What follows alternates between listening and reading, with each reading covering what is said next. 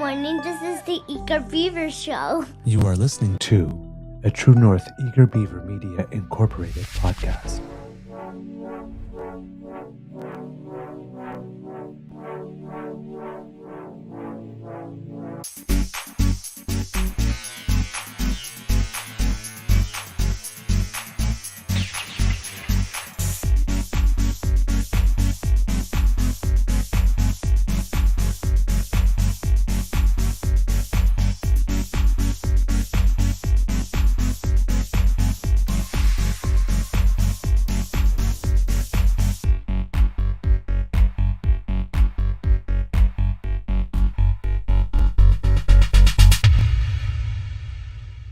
The True North Eager Beaver podcasts are proudly brought to you by our founding sponsors, the Misfit Mysteries from Corvid Moon Publishing, your source for science fiction, fantasy, and cozy mysteries featuring a broad diversity of characters, CanadianTarot.com, your uniquely Canadian online eclectic tarot community, and the Pepper Master, hot pepper sauces made from farm-fresh ingredients to thrill your taste buds and expand your mind.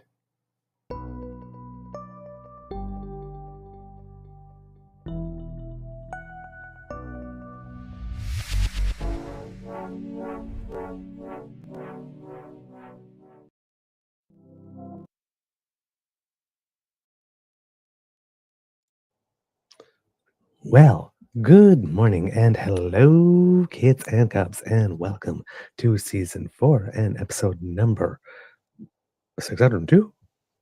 That can't be right. 605 of the Daily Beaver Morning Show here on the Cryer Media Network. 100% Canadian, as always. I'm your host, the Eager Beaver, pronouns he, him, hey, Mr. Beaver A. And with me, as always, is my good friend, Mr. Grizzly.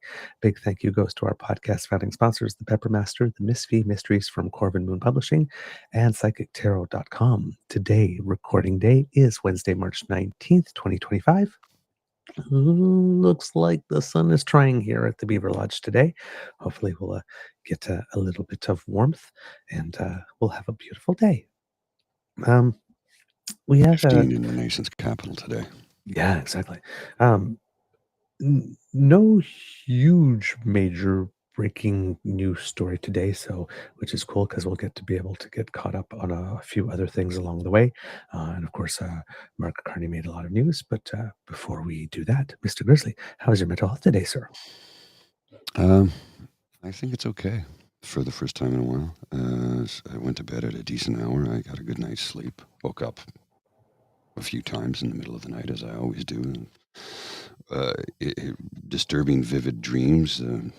That's a side effect of sertraline. But yeah, functioning. So I think I'll be okay. I'm just going to need a lot of coffee today. Got a lot to do. Okay. Doing okay myself. Played curling last night. It was the last match of the regular season for my Tuesday night competitive team, and it was a really weird match. I got cramps in my pushing leg, so I pushed out for a takeout yesterday, and my leg completely seized up. I managed to hold my position for the extra 2 seconds I needed through excruciating pain and made sure that I got the rock off. I actually made the shot, but then I crumbled and was able to work it out a little bit during the match. We ended up winning it. We had no business winning it. I mean, cramps, spills, we had certain ends where after like 2 of us threw rocks the first 4 stones, we had nothing in play. Well, they had 4 or 5 in the house. We still managed to squeak it out somehow. I have no idea how. But we had a perfect round. We didn't lose a match this entire round. So we're going into playoffs with a little bit of confidence. But when the match was over, however, that's when things really got bad because we went to the locker room. And even though I had drank a lot of water during the match to try and get the cramps to unseize, when I got to the locker room, my baby toe on the other leg cramped. And then it went up to my calf. And then it went up to my hip. And I was on the floor and I could not move until a couple people came and actually like pulled the muscles apart. So yeah, really weird experience actually, because when your body starts to cramp and seize, and it's sort of like you're trying to work it out, then something else seizes, and then you can't move that one, then something. I figured, it's like, okay, we were in my hips. If it went up to my rib cage and then up to the sort of like right under the armpit and then into the shoulder, I literally would have been frozen on the floor and nobody would have been able to get me up. So I was a little panicked there for a second yesterday as the cramping just kept on going throughout my body. But Hydration. yeah, well, but that was the thing I couldn't understand because yesterday afternoon, uh, I had the opportunity to go see a movie that I wanted to go see. Canadian movie actually called Seven Veils. If you have the chance to go see it, go. Very What's good. it It's about? Adam. Well, it's a Adam Egoyan movie. Okay. Who's a famous Canadian director, has been nominated for Oscars. If you follow movies a bit, he directed Exotica and The Sweet Hereafter. That's the one that you probably would most know. Well, a couple of years ago, the Canadian Opera Company had hired him to direct an opera of Salome. And well, it seems that Adam Egoyan, ever the overachiever, decided not only to direct the opera, but make a movie of someone who was directing the opera, but not him. Okay. And used people that were in the opera in the movie, like this, as well as Amanda Seyfried, who he's worked with before. Amanda Seyfried, you might remember her from Mamma Mia, played the daughter, Amongst other things. She's been amongst in a other few things. Oh yeah, films over the years. she's absolutely, she's a very, very good actress. But I mean, that's She also played the part of Elizabeth, the billionaire blood sample thing. She got sent to prison. Elizabeth Olsen, I think was her name. Okay, yeah. Sent to prison yeah. for fraud. Yeah, Yeah. that was Amanda Seyfried who played that part as well. Yeah. So amazing actress. Great movie. Really good. Moody, as all of Adam Egoyan films are. Movie. They always are, yeah, with a sort of like there's always like a going on somewhere because there's some tensions. And I liked it because it's there's a lot of people wearing a lot of masks in this movie, and you see that the acting is so good that every now and then, like as the camera's still on them, you see like the facial expression change a little bit. And it's like you're like, oh, they know more than they think. Oh, there's something more going on there. Ooh. So it's very moody. For those who want to go see it, there some of the subject matter does deal with childhood trauma based on things that should not be happening between a father and a daughter. Okay. Let's put it that way. But there is nothing graphic in the movie about that. It's just that that's gone on. It's going to happen, yeah. Well, not that what's going to happen. It's happened already. So So it's just an illusion, or? Yeah, they allude to it a lot. They talk to it a lot. There are scenes from the past that are not overtly sexual in any way. But then there's a line in the play is that he looks at her too much. And bad things can happen. So there's a lot of looking at her too much, that type of thing. So that's about as bad as it gets in terms for the visually. So for people who want to see it, but it's an undercurrent the entire time. However, there is if you understand the story of Salome, there is a certain satisfying ending. It's symbolic, but it's very satisfying. Honestly, don't know a thing about it. So. Oh, about Salome? Yeah, I'm familiar with the name, but I don't know anything about it. Okay. Well, if you remember the Bible, Salome was I think the daughter of Herod, who was in love with John the Baptist, and thought he was so beautiful. And he would not look at her at all because she was the daughter of a whore. So she did a dance of the seven veils for her father and a whole bunch of people. And he had promised to give her anything that she wanted. And she asked for the head of John the Baptist on a silver platter. Yes. So she could finally kiss his lips. Kind of strange, don't you think? Yeah. So yeah. So it's in it. So and there's not too much opera. There are scenes and stuff like that, so there is some stuff, but they don't hide anything, right? It is the Canadian Opera Company. You see signs, whatnot. So Mhm. Canada is Canada and whatnot, and all that kind of stuff. So it was kind of nice. And I've actually been in the theater at the Canadian Opera Company. It's gorgeous, by the way. If you've never been, gorgeous. It's all Never been. wood, and it's the building is fantastic. The theater's amazing. I mean, and I don't know much about opera. I've only seen two in my entire life because my beaver sweetie loves them. But both of them that he took me to are at the Canadian Opera Company.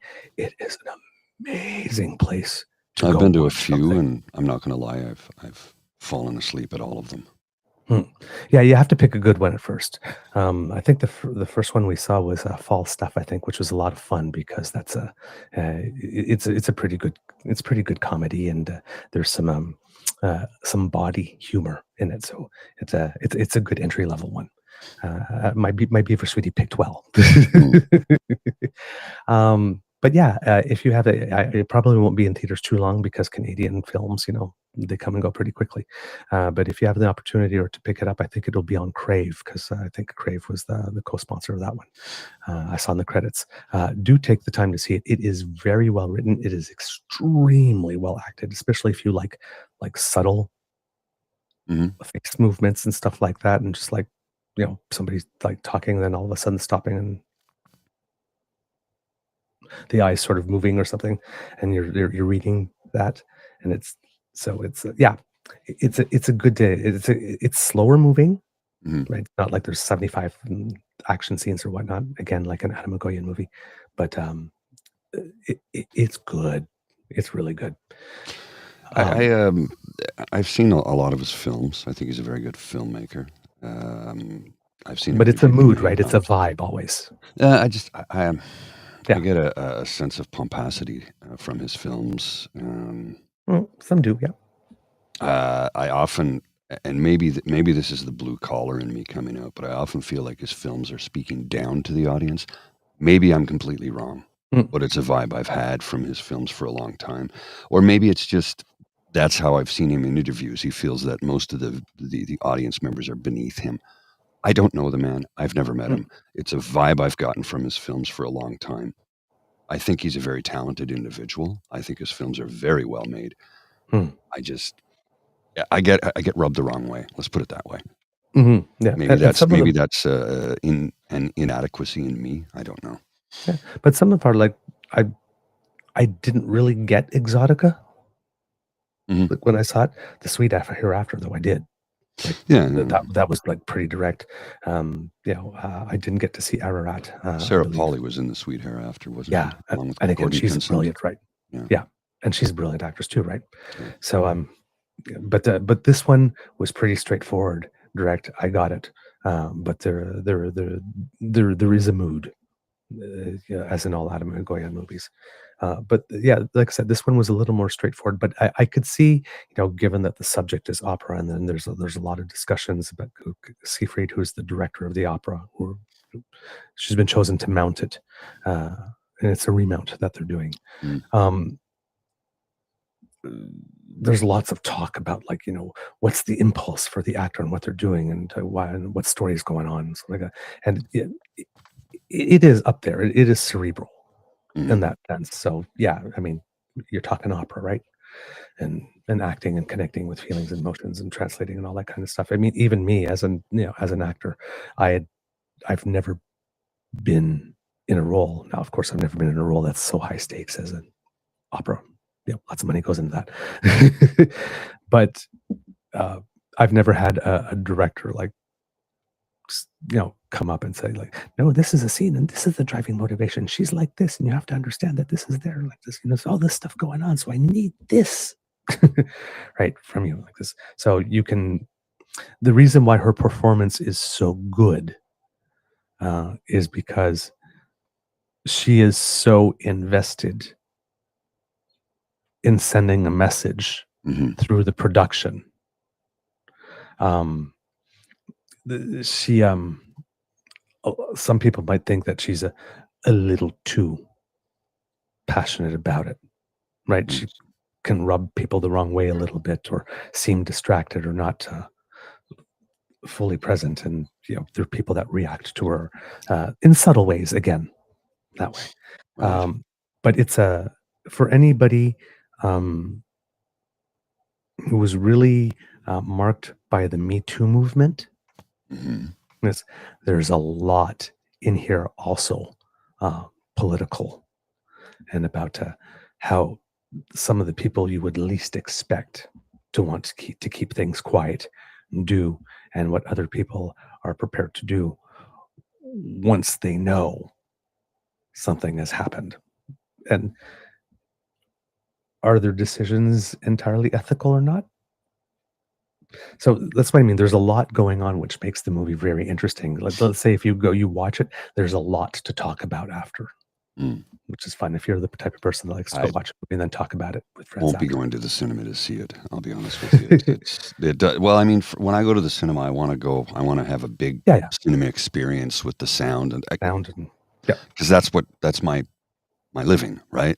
yeah, So for a film like that, I'll just stay home and watch that on television yeah, at some point in time and- on a streaming service. But and yeah. it's not discounting or taking away from the film. It's just it's not a big screen experience for me. Yeah. The popcorn movies, the blockbusters, animated films, that type Yeah, of I want to see special that in effects a big. bonanzas. Yeah, exactly. Yeah, You know. yeah, I can understand. And then Like I there's said, other things. I like we did go to see the A Complete Unknown, the Bob Dylan film recently. We I saw did. I that in the missed that one cinema. yet. We went to see that in the cinema, and it was quite enjoyable. It was a very, very good film. Timothy Chalamet is a brilliant actor, brilliant young actor. He becomes Bob Dylan in the film. The thing is, I rarely go to see an art house film at the cinema. hmm Very rare. Just there's every now and then I might go see something specifically playing at the Mayfair because it's not available anywhere else, or the Yes, Bytown, right? yes, It's those two places are where you see certain films that the major chains won't pick up, and right. you're not going to find on a streaming service for, well, maybe ever. Sometimes, yeah, exactly. Not Yeah, everything is available. Most are, but not everything. But yeah, yeah, that's me. I'm going to grab another coffee. I'll be right back. yeah. Well, it's the same thing over here in Kingston. We have a repertory cinema called the Screening Room that has 3 screens, and that's where we went to. So that's why I had to go, because I think it was playing only 4 times, and then it might be gone. So yeah, sometimes you have to get out and see them quickly when you have a repertory cinema, especially if you're in a smaller town.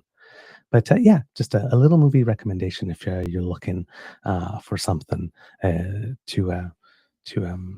if you like something that challenges you a little bit, not too much. You're not brusqued in this in any way, but gives you just like, oh my god, that's really interesting. I wonder what that those types of discussions. Like I said, I thought it was very, very, very well done. All right, kits and cubs. Today, um, let's see. Uh, well, Mark Carney is back in Canada after his time in Europe. And yesterday we showed you a little bit, and today we'll have a little more about the press conference he had when he was there, because um, there were some very interesting answers to a few questions. And Mark Carney, I think this is a thing with him, subtly, very subtly, well, not subtly in that sense that you had to look for meaning, um, but said some things in the answers uh, that turned out being news. And these are things that are often like, some of the things he said are things that could be, you could hold an actual press conference to say just that one thing, and he just like casually slides one or two in an answer like that. I have to say, I know it's only been a few days, s- and I know that there's people that are taking an entirely different interpretation of the um, confrontation. I don't want to call it confrontation. Uh, the exchange with Rosie Barton. Mm. Because some people are, it's too prickly. You got to do better than that. You got to be able to take these questions. And listen, I understand as well. There is an element of truth that in politics you're going to get questions that you find insulting, beneath you, demeaning, I guess. And you got to handle them and you got to roll with them. It's part of the territory. But there is something objectively different about this type of question. It's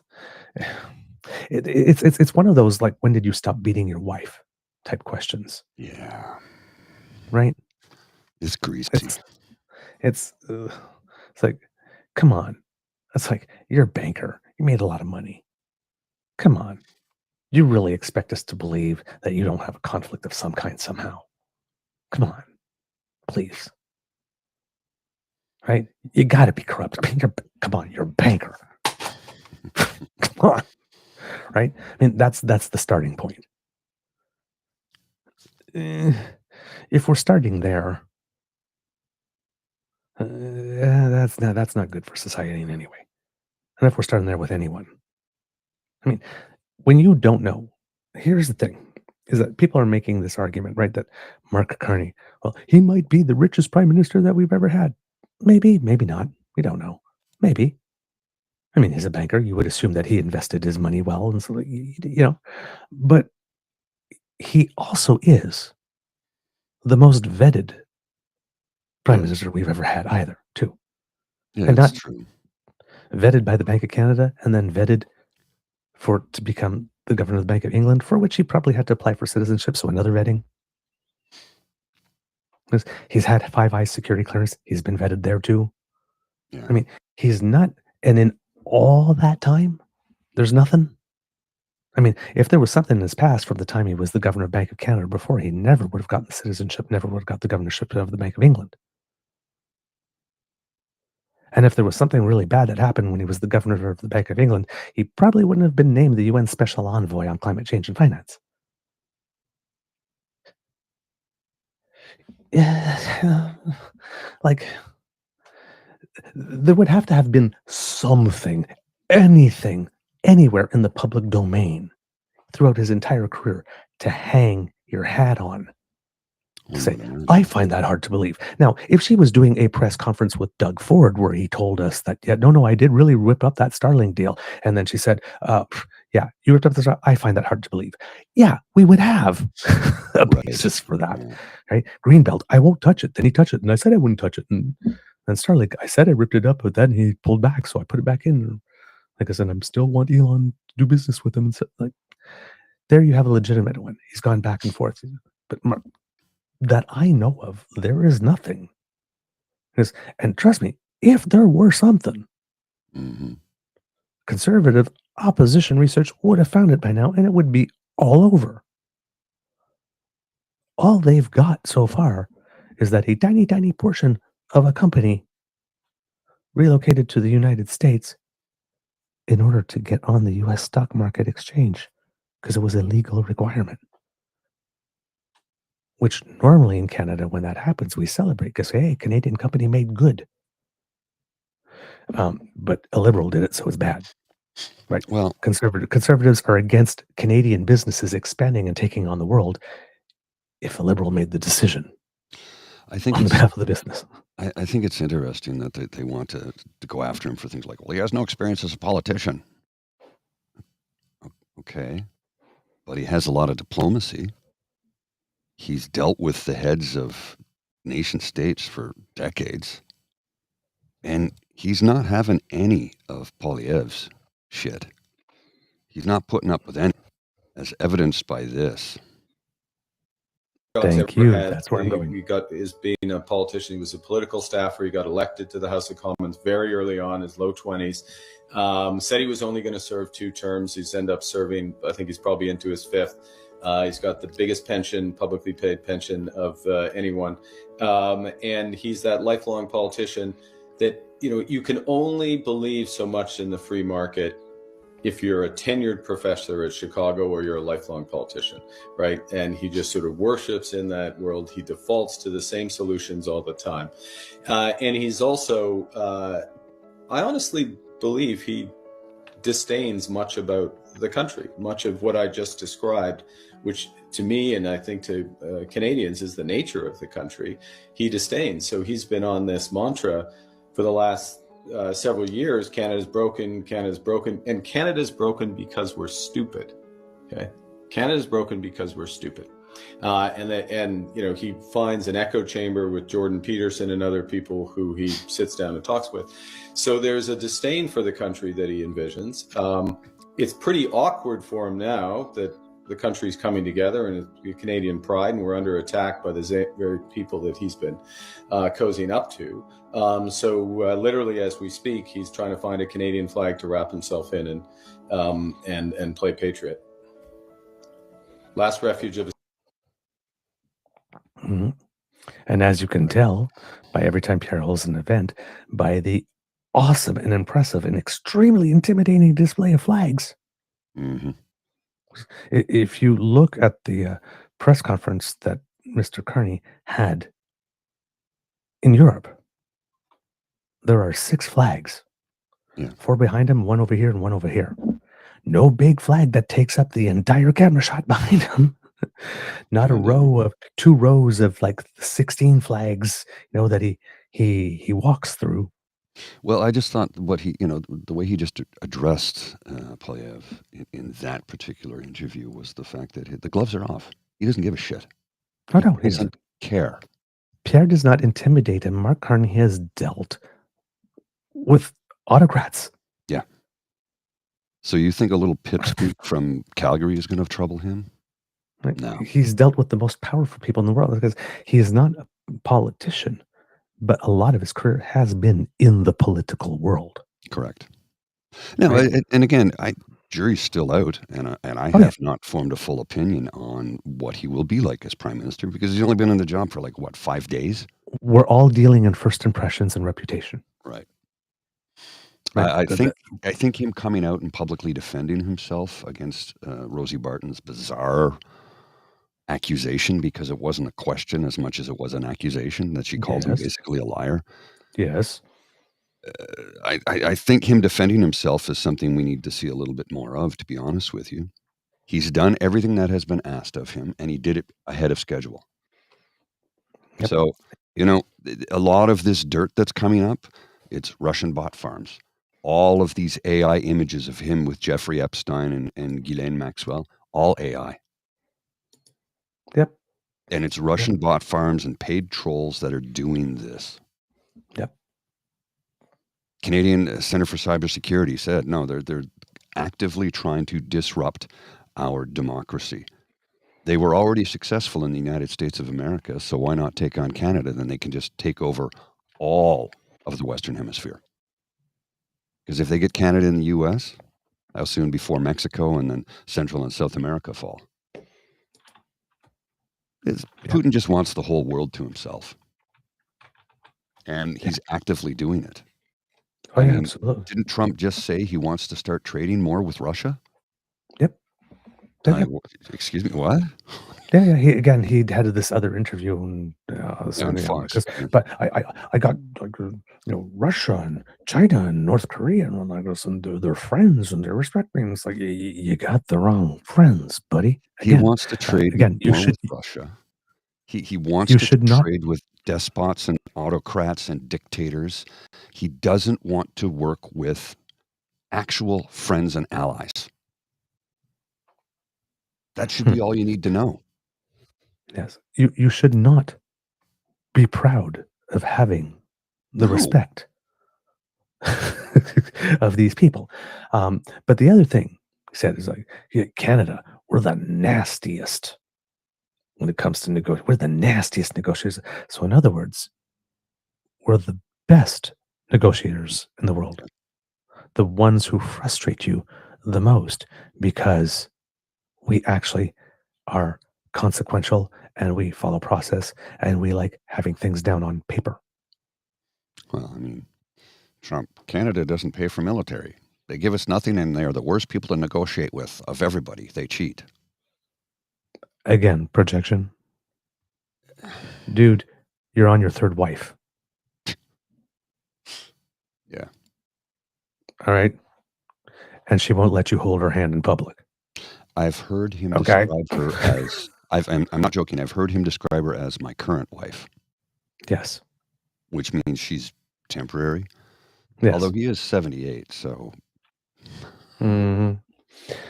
So yes, here, I think it was March 6th, I believe, according to CTV here. Canadians should expect AI-enabled foreign meddling in election, says the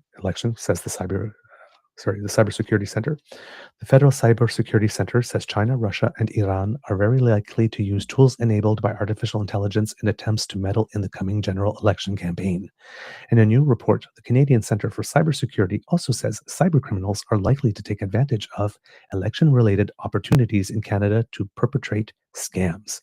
The center says that despite these threats, it's very unlikely that AI-enabled activities will fundamentally undermine the integrity of the general election.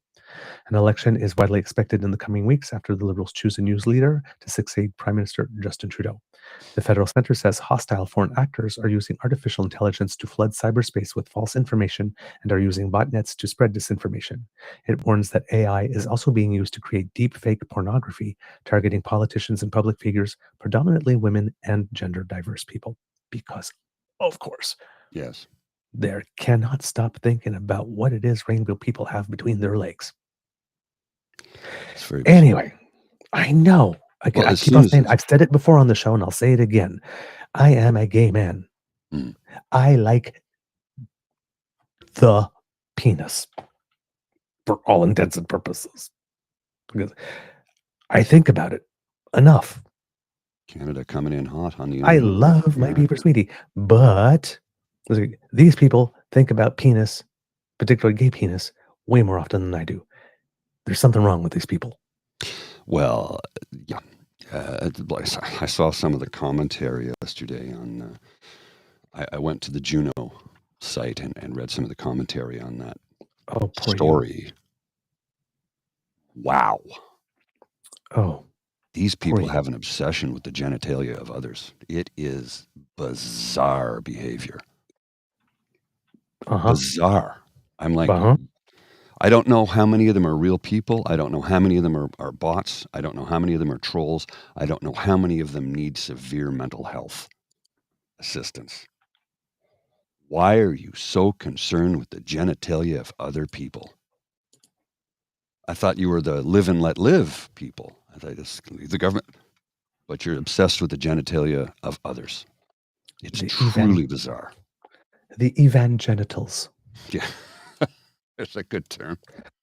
Jeez. It's truly bizarre. It is disconcertingly bizarre. It's not normal. No, it's just not normal. Nymphomaniacs think about the D less often than these people do. Now, when Mark Carney, that video that Mr. Grizzly showed you, and I'm glad you did that because I had it on my list too. Mark Carney, if you're worried about him, he just goes for the jugular there. And for those who said, when he mentioned, it's only people that believe in Chicago or that have been lifelong politicians. By Chicago, in that he means the Chicago School of Economics, right? Which is, according here, it's the Chicago School of Economics is particularly famous for the fact that it has an emphasis on economic thought. It was developed in the 1940s and 50s that has a founded on the neoclassical price theory and the belief that free markets are more efficient than government regulation. So that's like the ground zero. If you're going to have that thing, just leave everything to the free market. If that's your thing, you go to the Chicago School of Economics. That's where the seed of that was planted. So, and it's developed. So that's why I said it seems that within, I'm guessing from Mark Carney, that within the economics and banking community, while the Chicago School of Economics is still very, very famous, there's a little bit of, oh, you're one of those people, eh?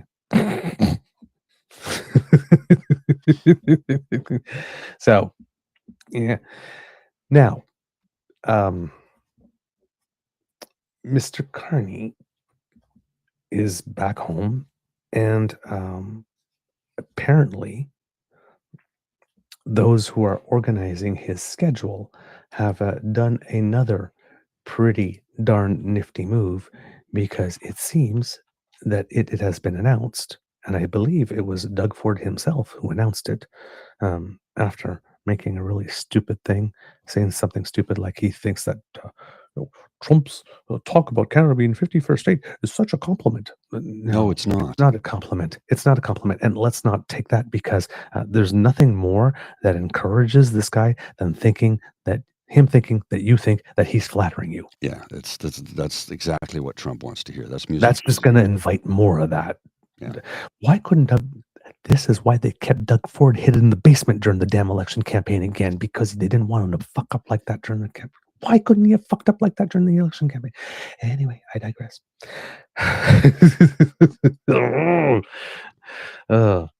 So, Carney was in Europe, and well, dropped a little bit of news here. Mr. Grizzly, I'm going to send you the thing again. Hopefully this is the... No, actually, I don't want to send you that one. Okay. Because there's I'm talking to myself here. I'm sorry. There are two feeds that I have for it, and one of them, unfortunately, sounds very echoey. Mm-hmm. And I don't want to use that one, because I have a feeling that on the podcast version of it, that would not sound great at all in your ears. So I found the right one. Here we go. And I will send it to you. And this here is very, like I said, very interesting, because Mr. Carney it's very clear he is not bombastic. No, he's quite far from that, actually. Yeah. I'd say But he's firm. Anti-bombastic. Yeah. I don't mean that in a bad way. It's just Yeah. he's laid back, he's chill, he's relaxed, he's firm, as evidenced by his response to Rosie Barton's accusation of him lying. Yep. Like this, and it wasn't like Rosie. It was like, Rosie, look in your heart. I think you need to look in your heart, right? So it's like he's got, yeah, like I said, these testimonies that we keep on hearing from people. He's extremely demanding, but he's extremely fair. He always comes prepared, so he's expecting everybody to be as prepared as he is. If he's asking you a question and your answer is not substantive, he will not be happy. And not happy as in he'll throw ketchup against the wall. It's just he'll go back and do better. Come back with a better answer. It seems that there are plenty of people out there that are willing to say that they've really enjoyed working with him. Mm-hmm. And found him to be quite spectacular in his roles. Again, extremely tough, extremely fair, but extremely tough and extremely demanding, but extremely fair and extremely caring seems to be the overall consensus. So here, Mr. Grizzly, if you would go to around 534. Look at the flags. See, there's just 4 behind him, one all the way to the right, one all the way to the left, compared to what you've seen in the Pierre Poilievre press conferences. Pierre's trying to dress it up like he's General George S. Patton. Well, when he says if he's looking for a flag to wrap himself into, there you go. Eh? All right, let's go. Next question. Welcome back, Lise Doucette of the BBC. Home. Come home. Canadian, yes. Brunswicker. Thank you very much, Mr. Prime Minister. You came on this first foreign trip making it clear that you needed public support for Canada as it faces not just a trade war. You say you were enthusiastic. That was your word today. Enthusiastic support as Canada faces not just a trade war, but threats to its sovereignty. You didn't get that in London. You didn't even get a press conference next to Sir Keir Starmer. Do you regret that? And if you can't take that back to Canada, tell us what is the top thing you achieved in the last 24 hours that you can go back to Canada and you can say, they have our back. That sounds like an angry line of questioning. No, actually, this was there's a little history here. Lise Doucette Okay. is a Canadian. The first questions were asked by the international press pool, Okay. and then the rest is reserved for the Canadian press pool. So she's a Canadian that's working in England, who he's obviously had many questions with before while he was the governor of Bank of England. That's why I say, Okay. like, come home. Okay. That makes sense now. Great to see you, Lise. I'll say a couple of things. As I said when I was sworn in, which was just Friday, so you don't have to go far back in the BBC archives to find the clip. As I said then, we don't need another country to validate our sovereignty. We are sovereign. We don't need praise from another country. We are proud in and of ourselves. I would point out that the Prime Minister made a point of referring to our sovereignty, made a point of referring to our shared sovereign in King Charles III. So if you're looking for some evidence to your question, you have both my statement of Friday and you have that of the Prime Minister of the United Kingdom. Look, this 36 hours, and that is what it is effectively, away from Canada, the focus is on security, deepening security partnerships with France, with the United Kingdom. Those discussions are necessarily sensitive. They're revealed in the full course of time. I'm encouraged by the progress that's been made. Secondly, advancing the support for Ukraine is very necessary. You may have seen that I have invited President Zelensky to the G7. I look forward to hosting him in Canada in June. There are a host of other measures that we are taking as part of the coalition willing to support that. And it also includes economic opportunities with respect to, for example, artificial intelligence, critical minerals, broadening out existing trade relationships that are functioning quite well. And I mean both CETA with respect to the provisional arrangements around CETA with respect to the European Union, where our trade has grown by more than 60%, and similarly with the UK FTA. So we're taking back a lot, but we're also taking back a deepening of our core partnerships, which is the objective. And we're 2/3 of the way through. And if you'd like to come to Iqaluit, you will see more. Thank you. Thank you. We'll now Okay, begin let's the stop there. Canadian delegation portion. À la délégation canadienne, on va prendre une vingtaine de minutes de questions. C'est à vous. Let's stop there. Sorry. Prime Minister. I was hitting the wrong button. I was trying to figure out why I didn't stop. So, Mark Carney dropped a little news there. President Zelensky is invited to the G7. Yes, in June. That might be a good way to keep Trump away, Well, if he's allowed in the felon. first place. So yeah, can he even cross the border? Yes. Look, they could make a special dispensation for the president of another nation, but technically speaking, as a convicted felon, Yeah. he can't leave the country. Nope. At least not to come here. No. Well, any country can refuse him entrance for Right. any reason, right? But Right. because he is a convicted felon, they might go, yeah, I know he's the president, but he has 34 felony counts and he's a rapist. We don't want him. Yeah, not so much. We'll do a Zoom call. Thank you. Yeah, you can participate by Zoom. But would Trump want to be in another room with them publicly in Canada, the nation with the largest diaspora of Ukrainians outside Ukraine? Try to pull that shit here. Yeah. See what happens. So, a little bit of news. Now, that piece of news had all the Kirkland Lake Box Farms people online go crazy. It's like, caretaker mode. We're not supposed to do that. Like I said, okay. Number one, we're not in caretaker mode. We're not.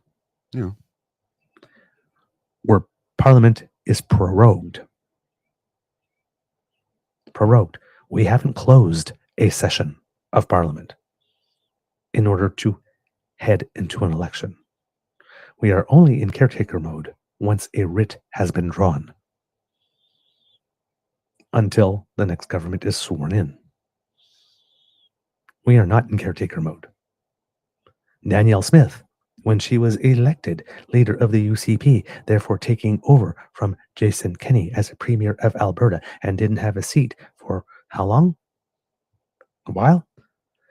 The Alberta government was not in caretaker mode that entire time. So that's BS. There's no caretaker mode. Mark Carney has full authority to invite anyone to the G7. Number two, whether it was caretaker mode or not, there's nothing but caretaker mode that forbids you inviting dignitaries to a meeting. Right? Signing treaties, making big spending decisions, not who you're going to invite to a meeting. So again, these are all these wonderful patriots who claim they love Canada with all their heart, but never took it out for a coffee date and can't remember what color its eyes are. You don't love Canada. You don't know it. You don't know it. All right. We are not in caretaker mode. That is BS. Also, President Zelensky has pretty much been invited to every G7 meeting that has happened for the past little while. It's pretty much a standing invitation. This isn't not new, but he made news and then slid it in there. So that was an interesting part of the answer.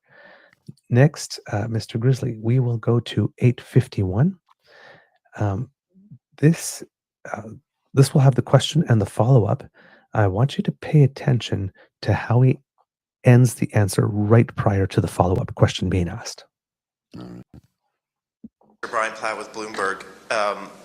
There's been a lot of talk on this trip about cooperation in general between Canada and the UK and Canada and France, but there's areas where that cooperation is not happening right now. With the UK, the trade talks, the free trade deal between the two countries, those talks are stalled. And the UK so far has chosen not to retaliate against Trump's tariffs, whereas Canada has retaliated. Did you bring up any specific ways, either on the restarting trade talks or on coordinating retaliation in your meetings today? Well, look, we take our own decisions with respect to our bilateral trade relationships with the United States.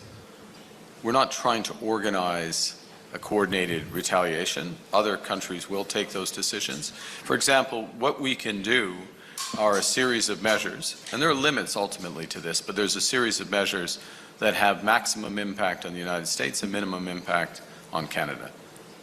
Those measures that we take might have a different impact on the UK and on France. So look, we don't look for that form of coordinated retaliation. That's not helpful necessarily to those countries, but it's not helpful to the overall process. What we're looking for with respect to the United States is to have a more comprehensive discussion of and negotiation of our overall commercial and security relationship. And when the United States is ready to have that conversation, we're more than ready to sit down. Did you bring up the stalled trade talks in your meetings? We have a free trade agreement with the United Kingdom, which covers 99% of goods that are traded. We have a free trade agreement with the European Union, which covers 99% of the goods that are traded. There are issues with respect to agriculture. No, it wasn't my top priority today. My top priorities related to security, related to Ukraine, related to issues related that we will bring to the table in the G7, specifically in and around AI, critical metals and minerals, and the evolution of the commercial system. Thank you. Okay, so let's stop there. I think that's very, very clear. Again, subtly stated, not aggressive, not bombastic. We want to have a discussion that is comprehensive about our trade and security. And when the United States is ready to have that discussion, we'll show up. In other words, no taki-taki.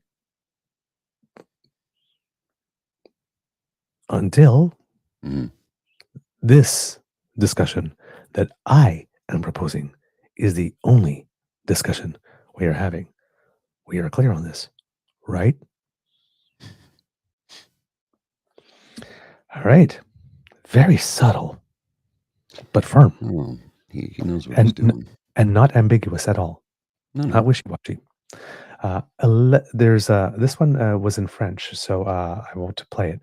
But he was asked, your political opponents in Ottawa accuse you of having accomplished nothing tangible with this trip and holding a pre-electoral public relations operation. How do you respond? And he said, well, that's not true at all. My political opponents say many things every day that are not correct. We have had very important and very concrete discussions with the President of France, including discussions about the fundamental security of our countries, about cooperation in the manners in which we defend our countries, and about strengthening our partnership with both France and the United Kingdom, where artificial intelligence is concerned. I understand that it is difficult for the opposition to understand all of this because they constantly use three-word slogans, but this here is the real world and not the one that they fabricated. Ooh, damn. Yeah, it's a bit of a shot across the bow. I believe we have a... And especially stated on foreign soil. Boom. Yeah, he's not going to pull his punches, and even though he has the ability to be a diplomat, there are times when he is going to go back to maybe his days of playing hockey. Hockey diplomacy. Where it's short, sweet, straight to the point, and the next one is a punch in the face, right? No, fuck off.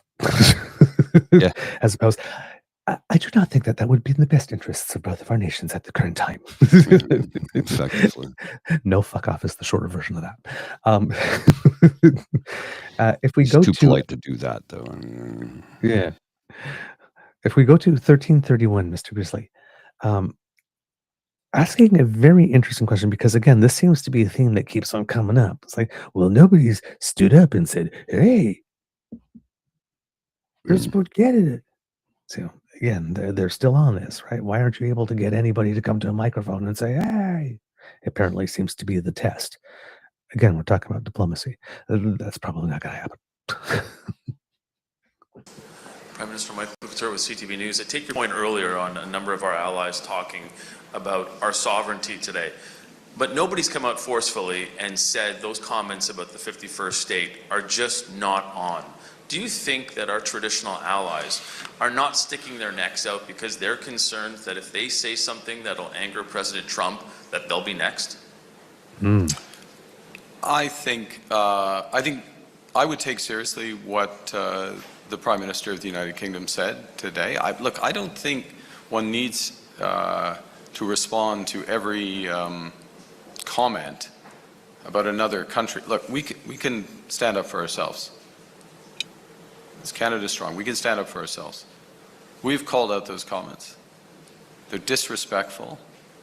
They're not helpful, and they need to stop before. And I don't know what just happened there. Conversation about our broader partnership with the United States. Something But we're wrong with Canada. the We don't need other people to come to our aid. Come on. C'est pas nécessaire d'avoir d'autres pays nous aident. Nous sommes Canada, Canada fort. Okay. All right. So that, I have to commend the journalist, is a great question. It's also a question that could trip someone up. Oh, yes. Do you think other countries are not saying anything because they fear they will be next? That is terrain that you have to tread very carefully on. He did a really good job there. Well, Kept it about up. When you're the governor of the Bank of England and the governor of the Bank of Canada, I think you learn how to address questions such as that in a diplomatic yet polite and curt manner. But I want you to imagine an alternative reality where Skippy has the same exact personality and ethics that he has now, but is somehow a liberal. How do you think he would have handled that question? Oh, these damn stupid countries. He would probably create an international incident. Like, some of these questions seem really simple. But the answers are complicated and nuanced, and you have to be very careful because you cannot be speaking for other countries.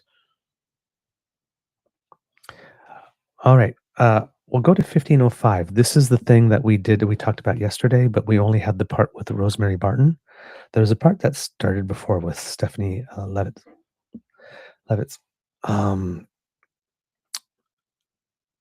Normally, journalists ask questions that are very, very, very long.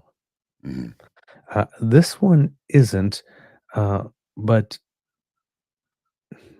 listen to it and see how it lands for you. Okay. And then I want to address Rosie on the other side of this. Oh, yes. Well, the tweet? Well, a couple of things here. I got Okay. something for you that I think you'll find interesting. Okie dokie.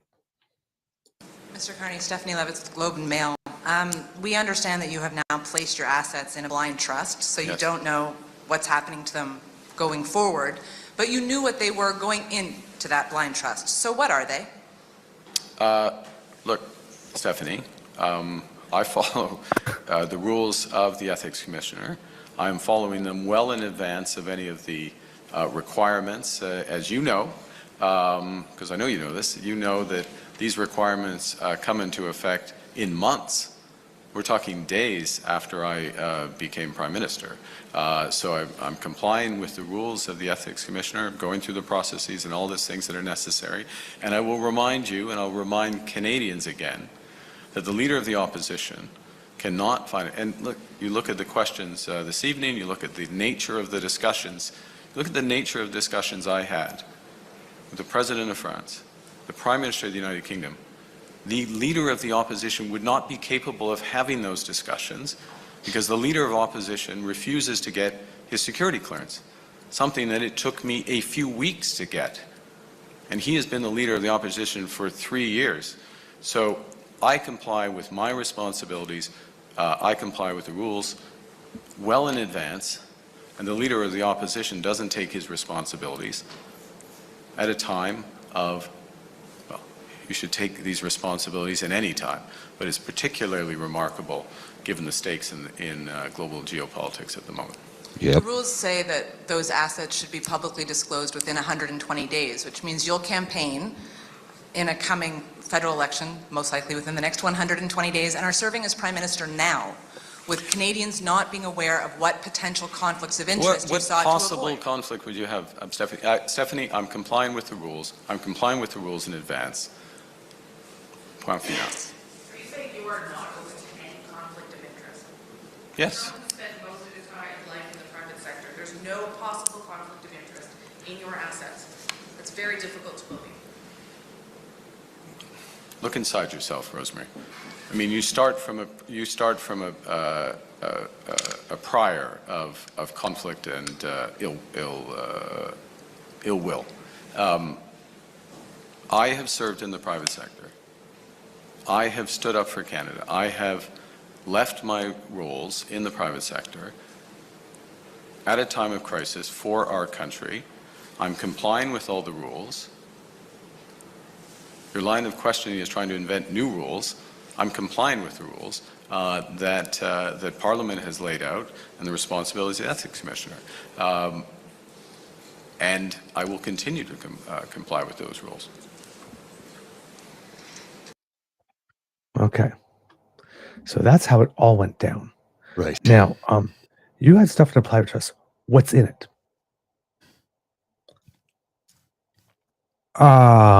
Excuse me? Mm-hmm. Okay.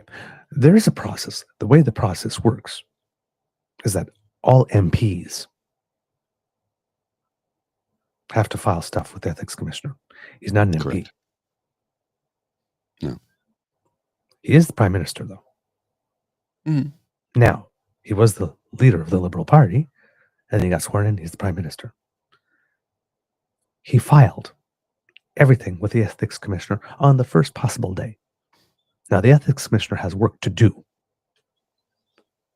But by filing it on the first day, rather than waiting until 11:59 and 59 seconds on the last possible day to file it, he has increased the odds that there could be some public information coming out during the election, if the Ethics Commissioner works fast enough.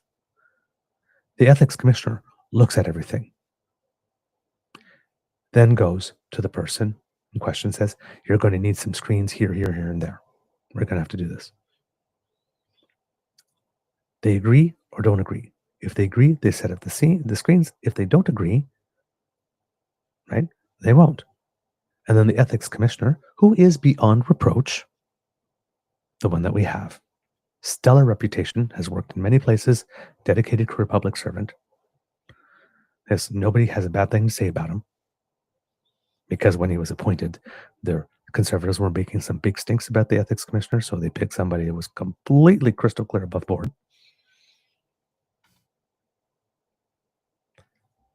The ethics commissioner then makes a report, and the ethics commissioner then makes public that which the public is entitled to know. The reason the Conservatives are pushing for this is they want the information to come out now. And they do not want the information to come out after being analyzed by the ethics commissioner. And the only reason they want that is because they want Pierre. That's it. Or Mr. Barrett. Or Denise Batters. Or Andrew Scheer. Or Brian Lilly to be the one who is telling you that the Prime Minister has some terrible, horrible conflicts. That's the ethics commissioner's job, not Pierre's. They know there's paperwork because he filed it. They want to see what's on it. So they can spin narratives about conflicts existing before the person who actually is authorized to tell us and has the experience and expertise to tell us whether or not there's a conflict actually has time to do their work. I think this comment from Ryan Beausoleil is quite interesting, and I agree with what he's saying. I mean, we can all agree Brookfield hasn't been the best company, but all he was doing is his job to do the best for a company he runs. Now he will do that for Canada. Fiduciary responsibility. And here's the thing, and thank you for that comment, because we saw the work he did as a public servant for the Bank of Canada. And then he did some private work, and he did some private work before. And then he went to the Bank of England, and we saw the work that he's done there. We've seen him work in the private sector and in the public sector. When in the private sector, he met his fiduciary responsibility by making sure that Brookfield could do the basic minimum that it needed to be listed on the U.S. Stock Exchange, which is in the best interest of that company. Now, and when he was in the private sector, I don't have to like it. Yeah. I don't. I don't like how, they put the shareholders above everything else, but that is his responsibility. Them's are the rules. That's the game. I don't like it, but I will observe that was his responsibility, and he did his job. Right. This is a question of hate the game, don't hate the player. Yeah. Right? So the same dedication that he used at Brookfield was the same dedication he used for the people who were his shareholders at the Bank of Canada and the people who were his shareholders at the Bank of England. Whether it's in the private sector or the public sector, he fulfills his fiduciary responsibility. That's a good thing. Consistency over time, over businesses, over sectors. That's a good thing. Indeed. Right?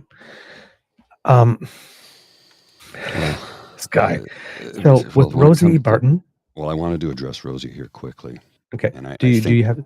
I have something for you. It's very quick, very quick. Okay. It's just a tweet. Yeah. It's not even a video. Yes, it's a tweet.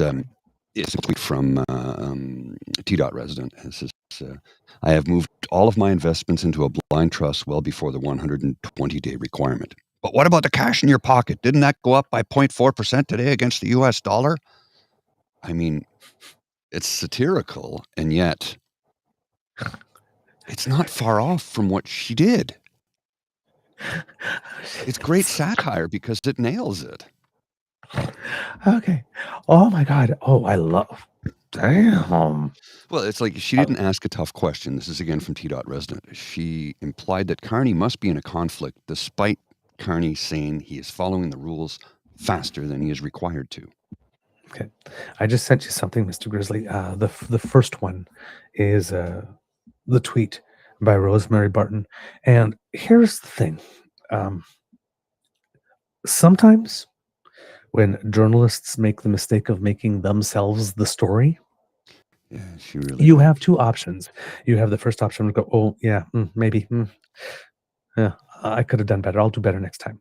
And Stephanie Levitt's same thing. I said, Stephanie Levitt is our best reporter. She's prepared and all that. Yeah, but everybody has a bad day. She wasn't on that day asking that question that way. But Rosemary Barton decided that she was going to, what did she say? I hope all conservatives tweeting about me and my tough questions finally agree to appear in my program. They have an open invitation. You misspelled loaded. Respectfully, Miss Barton. Well, that wasn't a tough question. Let's pivot just ever so slightly on this one, because this is interesting.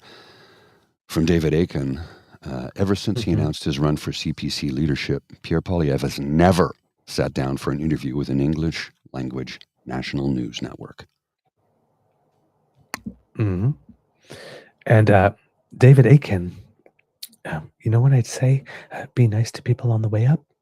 Mm-hmm. If you remember that very, very first news conference that Pierre had, where I said, oh, look, we got a liberal hack here that they sent here to ask questions. That was former Toronto Sun columnist David Aiken.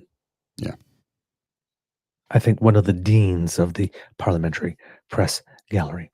He did the prison rules where he went into the first one and then attacked the biggest guy in the yard, David Aiken, in front of everyone, one of his own, on top of that, someone from the Sun. Hey, I can do this to David frickin' Aiken, and he wrote for the Sun. Mm-hmm. So the rest of you better get in line. Be prepared to be beat down. And since then, he's done it. The local journalist in the Orchard, and then Karen Shalin, and then the lady from a CP who happened to be working that beat on one day, and then he tore a strip off her. And how many times has he done it? She corrected him, though. She corrected him quickly. Yes, but how many times? You got those numbers from the government. Well, there's your problem, right? But you want to be the government, so you're saying we can't trust the government, and you want to be the government. He's not very smart. He's not very smart.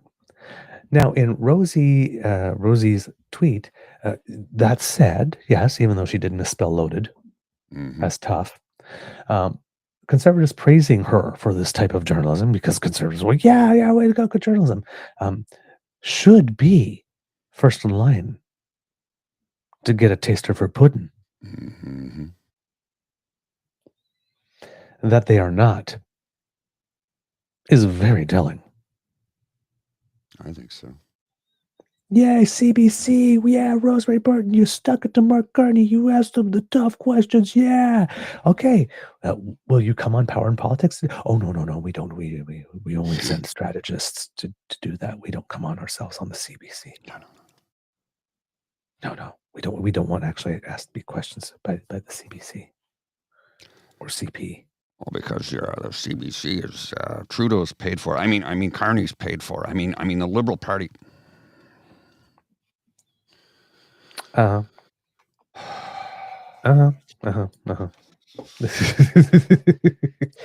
Now, he's such a whiny, smarmy little puke. I mean, look. How do I say this and not sound like an asshole? I don't care if I sound like an asshole. He ranks super high on the Martin Shkreli face punch scale. Okay. We all remember Martin Shkreli? Yeah. The guy who raised the price of a basic drug to keep people alive by 12,000% or something. Yep. Now he's in prison because Obama basically said, find something and throw this guy in the clink. Jeez. He had the most punchable face I've ever seen, and Poilievre is ranking high on the Martin Shkreli face punch scale. Not believe saying the you should German. punch them. Just there's a scale. Yes, I believe the German word is Orphevengeschichte, because the Germans have a word for everything. Yes, they do. I think it literally means a face made for punching, Mm. or something. If we go back to Mr. Carney's press conference, if you still have it. Yeah, I still have it. Do I still have it? Yeah, I do. I still have it. Okay. Here we go. 1948. He talks about a little more news that Canada has been making with regard to our future alignment with the United States. Processus entre nous. Mr. Prime Minister, you told your defense minister to review the F-35 contracts, and what I want to know is what exactly are you talking about? What's on the table exactly? Well, the way Cabinet works, or at least the way Cabinet works in my government, is the Defence Minister and I had a conversation. The Defence Minister raised the issue with me. We had a discussion about Canada's options, and the fact is that under the contract, as you may know, after a certain number of purchases, then we have options on subsequent aircrafts. Given the geopolitical environment, given the fact that there are options, given the need for value for money, given the possibility of having substantial production of alternative aircraft in Canada, as opposed to sending, as we have been, on average 80 cents of every dollar to the United States, it's prudent and in the interest of Canada to review those options, and that's what that's the process that the Defence Minister has initiated. Is this something that your allies are asking you about, or what is it that you're telling your allies with respect to this? My understanding is that President Macron, for example, is shopping around, don't buy US, buy European military goods, and that they have replacements. Well, I think, well, I can tell you what's in the public domain. I can tell you in the public domain that the, for example, Portugal is the government of Portugal is taking steps to diversify their supply. What's also in the public domain is a very substantial effort in Europe to so-called rearm Europe, which is a significant consolidation and increase in the amount of defense spending in Europe. Now, that is of interest to us as Canada because as a potential alternative supplier. It creates the potential to create supply chains that mean that Canadian companies are participating in the development of these defense systems, and we are actively exploring. And this, full disclosure, this is one of the discussions that I had both in Paris and in the UK, was the potential participation. Now, the UK is not formally in that, but we can see, particularly given our security posture in Europe, given potential steps in Ukraine, given our own security needs, that diversification of our suppliers in a way that ensures that as much as possible of that production resides in Canada and benefits Canadians in multiple ways is a prudent thing to do.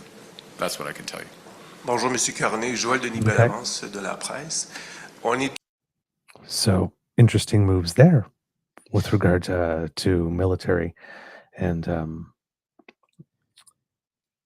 as we talked about on the show the other day, is if Europe starts to build more capacity, if Asia starts to build more capacity, if we start to build more capacity to produce and manufacture our own weapons and military equipment, and if we use our own steel and our own stuff to do that, and we build up these factories and we build up this capacity, there will need to be continuing and ongoing projects to have made this initial investment in building the capacity. Like when we built those 2 shipyards, right? We have to be able to take on contracts from somebody else to build more ships, right? Because we're not going to build enough ships for ourselves to keep them going. These are permanent displacements of resources and contracts. that big thing that the Europeans just said that they were going to do is $163 billion. About $100 billion of that would have normally gone to the US. They are spending all of that in Europe now, or maybe even in Canada and other places, but they're not going to be spending it in the United States. So they lose that 100 billion off that 163, and then all future production contracts from those nations and nations that prefer to deal with those nations instead of the United States now. And all the materials that go into that now get diverted to that supply line instead of to the United States. Well, there's something interesting happening here. It just came across my feed from the Ottawa Citizen. This was updated 31 minutes ago. The U.S. could block Canadian attempts to buy new fighter jets to replace F-35s. Go ahead. Give us a reason. Well, according to this, it said the Liberal government, as you know, has committed $19 billion to purchase 88 F-35s from the U.S., but is only under contract for the first 16 planes. The Liberal Party could consider purchases of Eurofighter jets built by a consortium which includes Airbus as well as the French-built Rafale. Another favorite aircraft is the Saab Gripen from Sweden. Saab was the runner-up in Canada's fighter jet contest and had proposed building Gripens in Canada. I don't know if it's Gripen or Gripen, Gripen is how it's spelt. But because all of these jets contain U.S.-built equipment, the Americans could block any potential sales to Canada, say defense analysts. The Gripen or Gripen engine, for instance, is American technology. The ability of the Americans to block a sale would be highest with the Gripen because of the engine, said defense analyst Martin Shadwick, who is retired from teaching strategic studies at York University in Toronto. Rafale would have the least American content. Alan Williams, the former chief of procurement at the Department of National Defense, said the U.S. has the ability to block sales of equipment with American technology and noted that Trump is trying to send a message to Canada by engaging in a trade war. Williams said the F-35 represents a strategic vulnerability for Canada since the U.S. has total control over software upgrades and spare parts on the aircraft. I would not expect Trump to hold back software updates, but it is a risk, he added. I would expect him personally, myself. I would expect him to do that because he's siding with Putin. Williams said Carney was right to ask for a review of the F-35 purchase, but he doubted the Prime Minister will receive a proper analysis from the RCAF or the DND, as officials from both organizations were highly supportive and promoted the F-35 acquisition. Bill Blair's press secretary, Laurent de Cazeneuve, did not respond to repeated requests for comment. DND did not respond to repeated requests for comment. When reached for comment, Saab officials did not say whether the U.S. could block a sale of Gripens to Canada because of the engine issue. But Simon Carroll, president of Saab Canada, noted in an email to the Ottawa Citizen that the company remains prepared to support Canada's defense readiness by air, land, and sea. The first of Canada's F-35s will be delivered to a U.S. military base in 2026 and then into Canada in 2028. Canada plans to operate the aircraft until 2060. Supporters of Canada's F-35 purchase point to the hundreds of millions of dollars worth of contracts that Canadian companies have earned by supplying parts for the U.S. aircraft. That, in turn, has sustained or created Canadian aerospace jobs. But on February 28th, the National Post reported that Trump had told Lockheed Martin he wanted those jobs back in the U.S. when the Canadian contracts came up for renewal. The F-35 program has had a controversial history in Canada. The Liberal government originally committed to funding the development of the aircraft, but did not commit to purchasing the stealth fighter, as Procurement Chief Williams oversaw the development initiative. At a high-profile news conference in 2010 featuring then Defense Minister Peter MacKay sitting in the cockpit of an F-35 mock-up, the Stephen Harper government announced it was purchasing the plane, but increasing costs and technical problems dogged the F-35 program.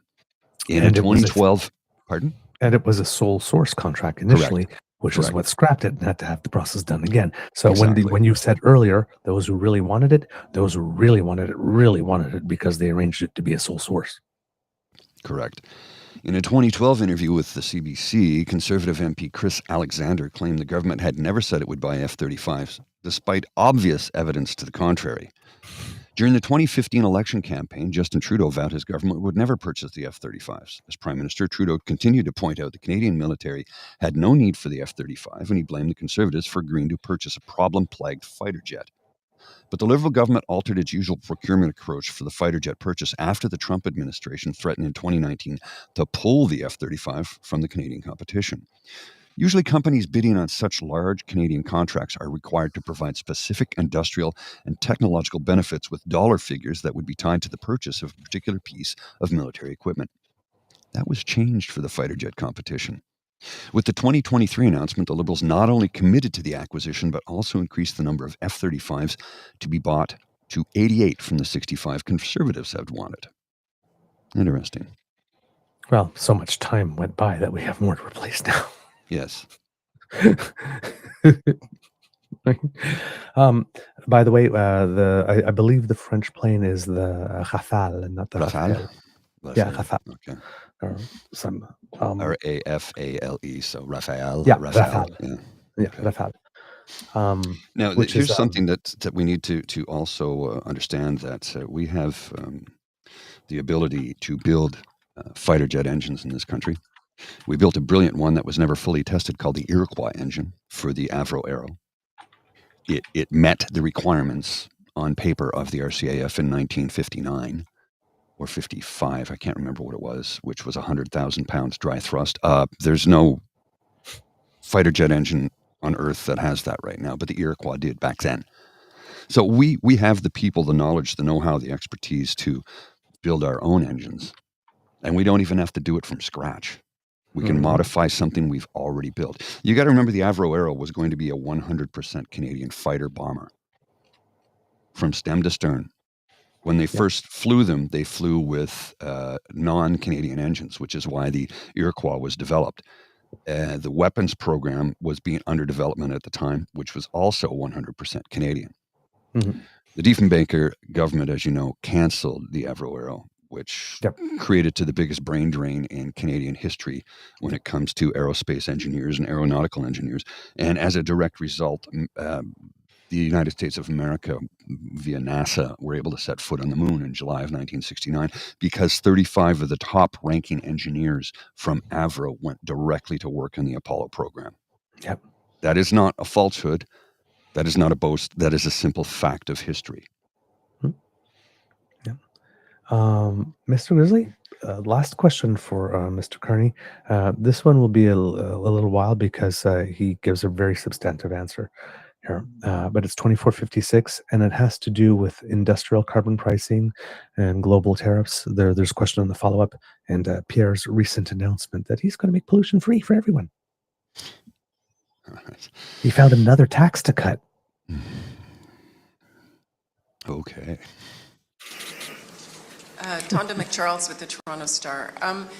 In Canada today, your political opponent, Mr. Poilievre, said that he would axe the industrial price on carbon. And I'd like to understand from you if you think that at this time, with all the threats against many of our big mainstay industries, which also are large emitters, if you think that your plan to tax them remains a viable and publicly supported plan. Yeah.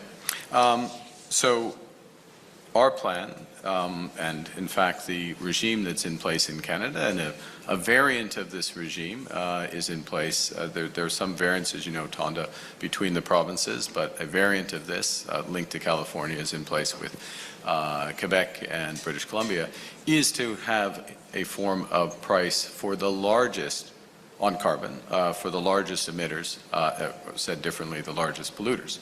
Now, what we are doing is changing that system or improving that system so that the price that's paid can be reduced by so-called carbon credits that are allocated. We are adding additional ones. We will be adding additional ones that ensure that the polluters are paying so that Canadians can receive support to reduce their own emissions. So it's a more efficient system. It works better for the large polluters. It works better for Canadians. And it also is a system that recognizes the new trading reality. So we have to be able to connect the dots, something that the opposition is totally incapable of doing, proven themselves totally incapable of doing. So on the one hand, we have our largest trading partner, as we've been discussing, attacking us, putting tariffs on us. On the other hand, we have the opportunity to diversify trade. Guess what one of the requirements is to diversify trade to the European Union? Guess what one of the requirements is to diversify trade to the United Kingdom? Guess what one of the requirements will be to diversify trade to emerging Asia? Is to have a form of price on carbon. So we are able to think one step ahead. We're able to go out and see the world. We're able to help Canadian companies prepare. And you know what's going to happen 5 years, 10 years from now? If I have the pleasure of being in front of you, you'll be asking me the question, if we didn't do this, if we didn't help our companies get more prepared, the Americans are going to start caring about this again. They have elections every 4 years. They cared a great deal about this 3 months ago. Now all of a sudden they don't care about it. They're going to care about it again. We have an enormous opportunity here in Canada. The United Kingdom has an enormous opportunity. France has an enormous opportunity. Europe has an enormous opportunity to leapfrog over American companies where they're trying to turn back the clock and look inwards. We're going to take that opportunity. We're going to take that opportunity. It's going to create jobs and it's going to create new markets for our country. President Trump has, thank you. My follow-up is that on April 2nd, President Trump is promising a much larger global tariff regime, including bringing back in the threatened 25% across the board tariffs on Canada. And you've talked about the need for retaliatory tariffs at a dollar-for-dollar level. One assumes the punch coming is going to be much greater. Yeah. How much more are you prepared? Sorry. You asked your own question. Yeah. How much more are you prepared to go in terms of the monetary hit back, and how much do you think Canada can absorb? Can we? This is an important question. It's a very important question. There is a limit, given the relative size of our economies, the extent to which we should match U.S. tariffs. Right now, what the government has proposed, and with the 150 billion odd identified products, are products that have, as I said earlier, maximum impact in the United States and limited, but not zero, it's limited impact in Canada that we can affect. And my government's commitment is that we will use all of the revenues from those tariffs to support Canadian workers that are affected by the U.S. trade actions. Pierre Poilievre's commitment, as his commitment is anytime anything changes, is he's going to use it to cut taxes. So if you aren't paying any taxes because you don't have a job, you're out of luck. Okay, we're going to go help those who are affected by it, as we should, as Canadians want us to, in my view. Now, so just to summarize on your question, there are limits. Now we'll see what happens April 2nd. We'll see what happens after that. We are not going to take an action that we think is not ultimately going to influence the United States, and certainly not one that is outright harmful to Canada, given the overall approach. So this will be very deliberate, and there is a limit, full stop. There is a limit to matching these tariffs dollar for dollar, given the fact that our economy is a tenth the size of the United States. Thank you. Let's put that into our press conference. Thank you. That's it. Okay. Then later, he was walking away, and then somebody said, "Oh, well, can you say that in French?" And then he came back and finished it. I wanted to show this answer because, Kits and Cubs, if you've been following the show, these are things I've been saying. Right? The dollar for dollar is a good thing, but there's only so much that we can do because of the size of our economies. Right?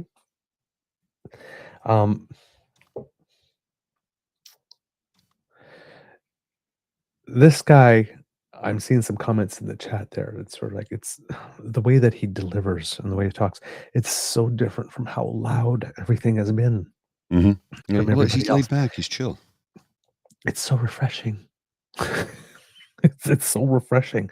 I'm even seeing some comments here. It's like, don't make me say something nice about the libs, but nice about the libs. But Carney seems right. I'll pick Carney over whatever the other option is. Right. Now I'm going to transition to something. Hopefully, I just sent it to you, Mr. Grizzly. I did. No, I haven't yet. I haven't yet. Okay, I'm sending it right now. there's something very interesting happening in the world right now. Obviously, you know this, but I'm reading this on the CBC. And it says Trump claims he'd rather deal with a liberal than a conservative in Ottawa. Huh? He says that I don't care who leads the next Canadian government. U.S. President Donald Trump on Tuesday said he wouldn't mind if the Liberal Party won the upcoming election. I'd rather deal with a liberal than a conservative. Trump is upset that Trudeau's gone. Well, somebody had to keep Melania happy.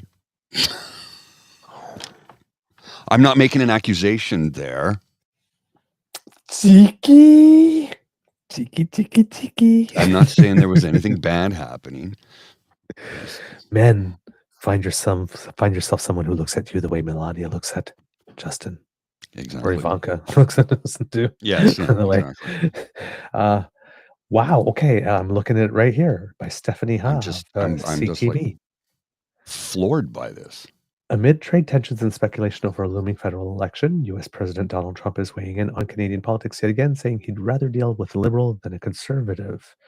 In an interview with Fox News' Laura Ingraham, which I have to say, in which she pushed back on him a lot, like isn't this Canada stuff a little silly, or not push back as much as you can push back? Because apparently it seems that the trick with Donald Trump is so long as you don't mention his name, you can insult him. Or say he's wrong, so long as you don't say his name. It says, yeah, I think it's easier to actually deal with a liberal. Maybe they're going to win, but I don't really care. It doesn't matter to me at all. But okay, but I don't really care. It doesn't matter to me at all. But I didn't care enough to actually make a point to mention it during this Fox interview on time for everyone to see, to go all across the world. But I don't care. I've taken time out of my precious life. Precious moments out of my life to tell you that I don't care about something. People who don't care about something just walk on by. Yeah, they don't make a public announcement. What was that famous line from Mad Men? I don't even think about you at all. Right. That's a question I get, right? Often it's like, what do you think about this? I don't think about it at all. I don't have time to dedicate to that. I'm busy. I have other things to worry about. But when somebody asks me, before having an opinion on something, I ask myself, do I need an opinion on this? I don't have to have an opinion on everything. I don't. Yeah, and oftentimes I don't. I save a lot of time. Frequently on this program. I go, people say, what do you think about this? And I go, I don't have an opinion on absolutely everything. I don't, because I can't be that involved with absolutely everything. I'd never get anything done. And it would be hell for the anxiety and depression. Pierre Poilievre tweeted to comments on X saying that Mark Carney is weak and would cave to Trump's demand, insisting Canadians want a strong prime minister who will put Canada first. Okay. Last night, President Donald Trump endorsed Mark Carney. Why? Because as Trump said, he's easier to deal with and knows that I will be a tough negotiator and always put Canada first. Oh, come on, Poilievre. You can't handle a question from a reporter from a small town newspaper. You eat an apple in his face and demand you see the page when there is no actual page. You can't deal with that. How are you going to deal with Trump? The Conservatives just announced that they are not going to have press on the campaign with them during the next election. Yeah. Zero. Come on, right? Canadians don't want a weak and conflicted leader. Dude, you have a deferred prosecution agreement.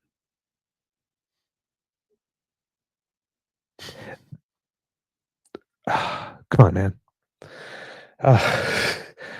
Trump pretty said, I think it's actually, then he turned around and says, the conservative that's running is stupidly no friend of mine. I don't know him, but he said negative things. So when he says negative things, I couldn't care less. Again. But you're bringing it up, aren't you? I don't care. He said negative things about me. I don't like him. I prefer the Liberals because he said negative things about me. But I couldn't care. I don't care. I don't care. If I didn't want the grapes anyway. I get a kick out of Pierre Poilievre saying, well, all Mark Carney has is slogans. Pot, have you met the kettle? Number one. Cauldron. Number two, he described Carney as weak. Did you get any sort of feeling or air or vibe or presence of weakness when he pushed back against Rosemary Barton for what? For the second time? Yeah, for the second time. I mean, that interview with him, he was like, "No, hang on a second here." Basically said, "Bitch, please." I'm putting it into modern vernacular, but that's effectively what he said. They grow up so fast. Proud Queen Beaver. I look at the pants, please. I mean, it was classic. He cut her off because the line of questioning was absurd. Oh, yeah. And she didn't want him to, she wanted to cut him off in his answer. And he basically said, "Shut your fucking pie hole. Listen, I'm not done here's yet." how it is. Yeah, that's a weak man. Now somebody's going to say, "Well, that's just because she's a woman." Okay.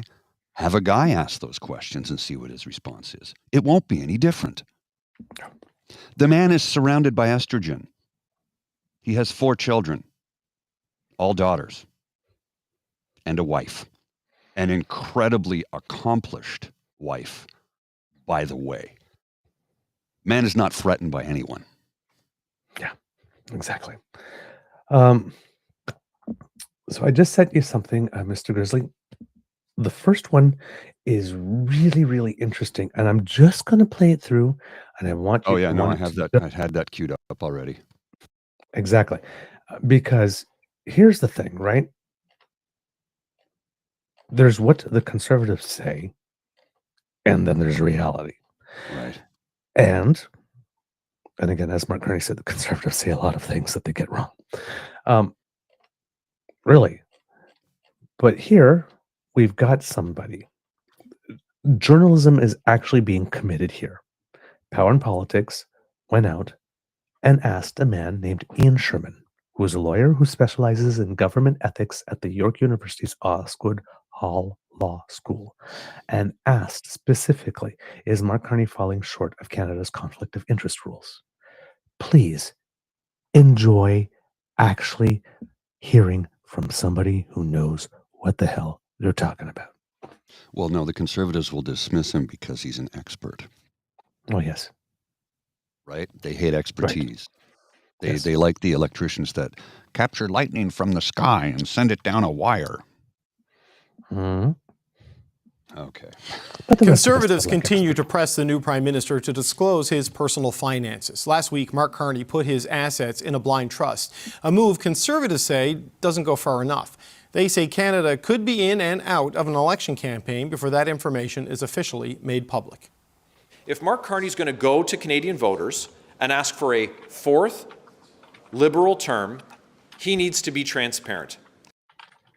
Mark Carney on the... I just need to pause that there for a second. Take anything that comes out of the mouth of Michael Barrett with a grain of salt. Again, he needs to be transparent, but we're going to not allow people on our planes to follow us during the campaign. But he needs to be transparent. Every time I read a tweet from Michael Barrett, I'm like, oh, I just got stupider. Mm-hmm. He's a good-looking, polished individual. Mm-hmm. He's not that bright. On the other hand, says he's fulfilled what's required of him and argues he's being held to a different standard. My assets have been put into a blind trust well in advance of the requirements, so they've been disposed. But what happens is that there's a discussion with the ethics commissioner for certain screens around certain issues, and that's a process that is underway. Okay, most of us will never use a blind trust, so here for some more clarity. Just before we get to that, shouldn't the Conservatives love the hell out of Mark Carney because he's a banker, a capitalist?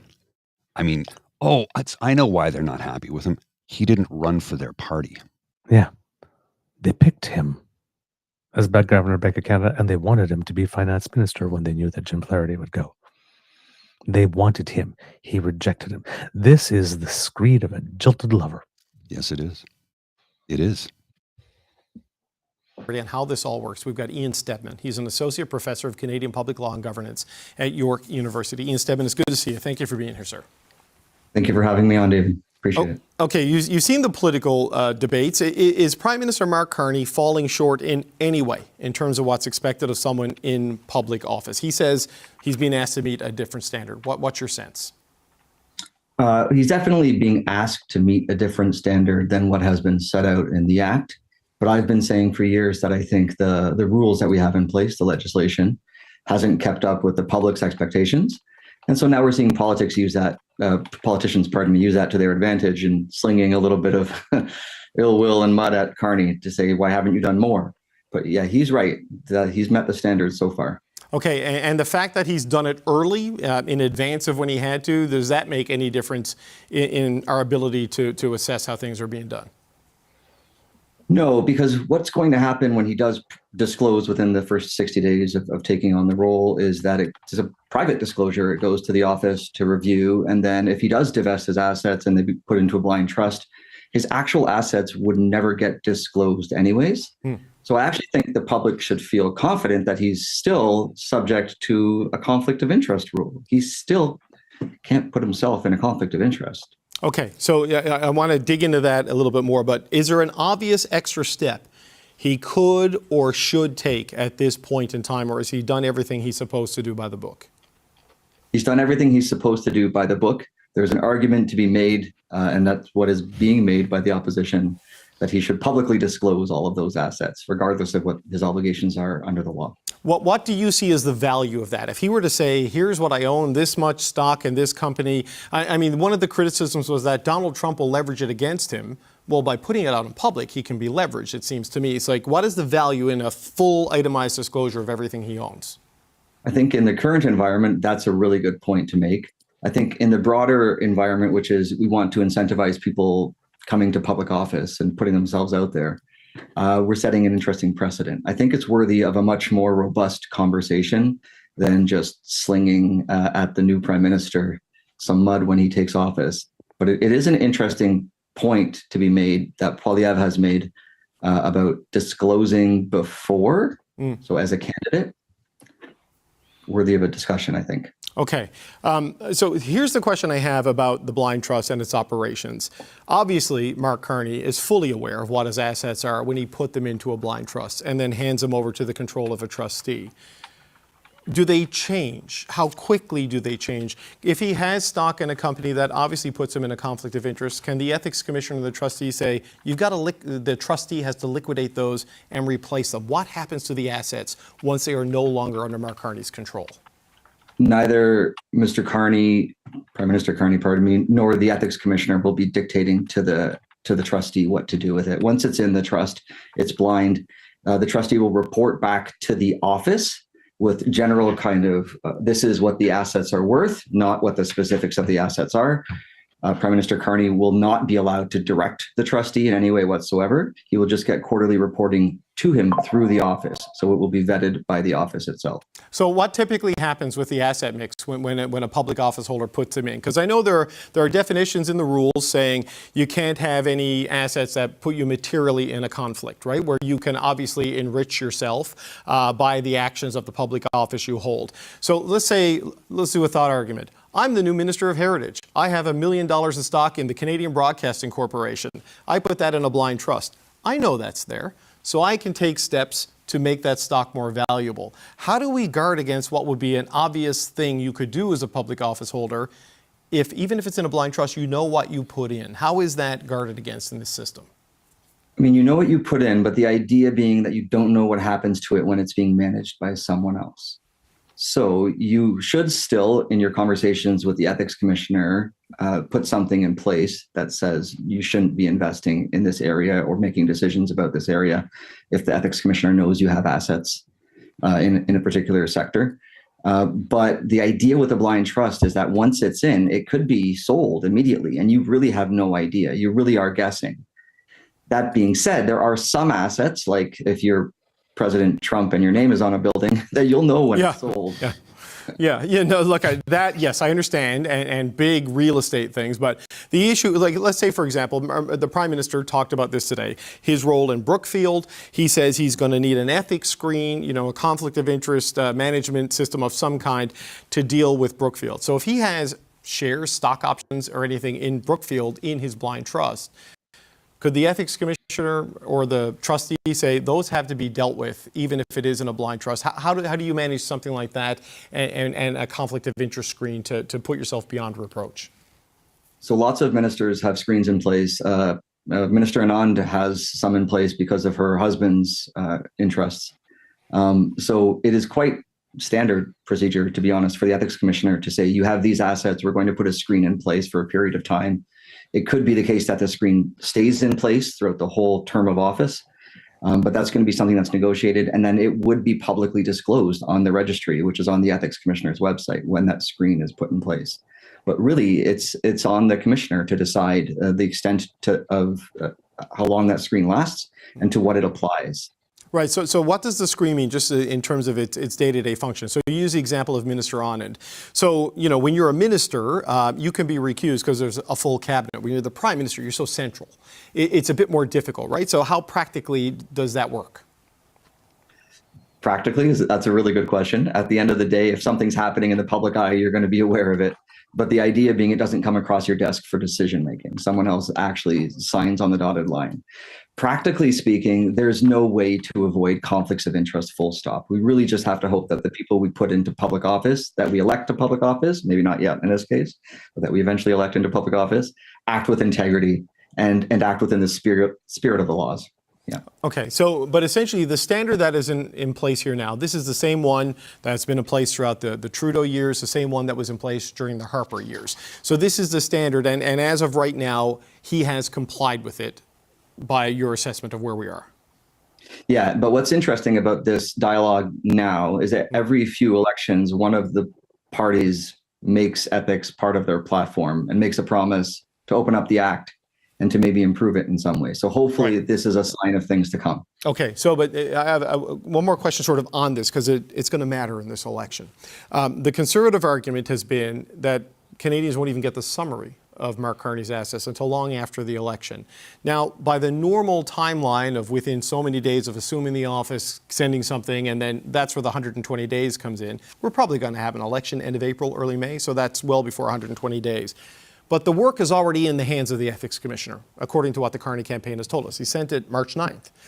Does that allow the ethics commissioner? Is there a world where the ethics commissioner could do the public summary and have it out there before election day, assuming those timelines I gave us hold? Right. The timeline is a maximum. So within 120 days, that public disclosure statement needs to be signed. It is possible that the ethics commissioner turns it around, hands it to Carney, and says, sign this within 20 days.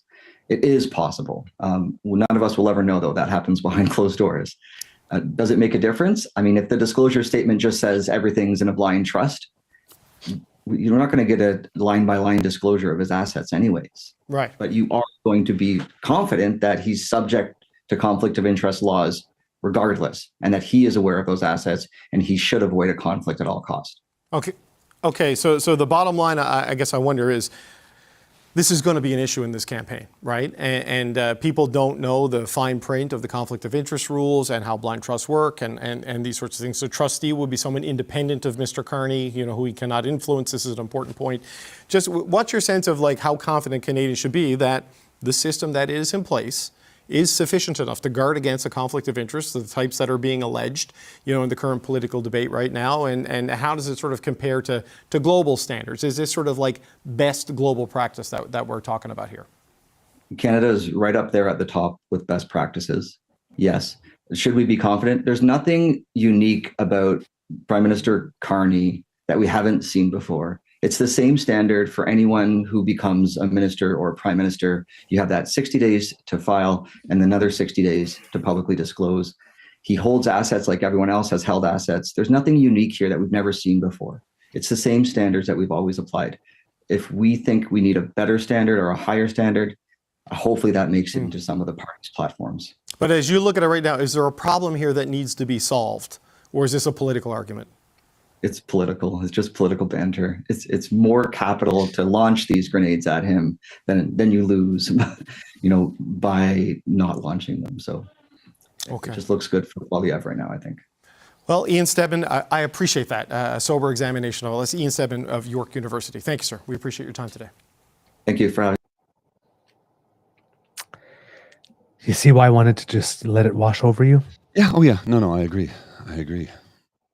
Oh, here's something for you. Just in on the feed. You'll be excited for this. Homan defeats Norway for the win. Oh, nice. Yeah, Good. just in from Devon. Canadians find a path to victory and are now 6-2 at the Women's World Curling Championships, tied for third spot with Sweden with 3 games left. So I thought I'd run that by. That's just straightforward. Yes. They lost to South Korea last night, which is, I think, the team that's on the top of the standings at the moment now, and the tournament's actually being held in South Korea at the moment. So yeah, this particular thing, right? It's just noise. Mark Carney is not special. There's nothing about him because he was a central banker that makes him any more special or any more. We should have any more fear or anything than anybody else. There's same rules. He's all for everyone. He's complied with everything, and he currently is covered by conflict of interest legislation. He currently has to comply with it right now.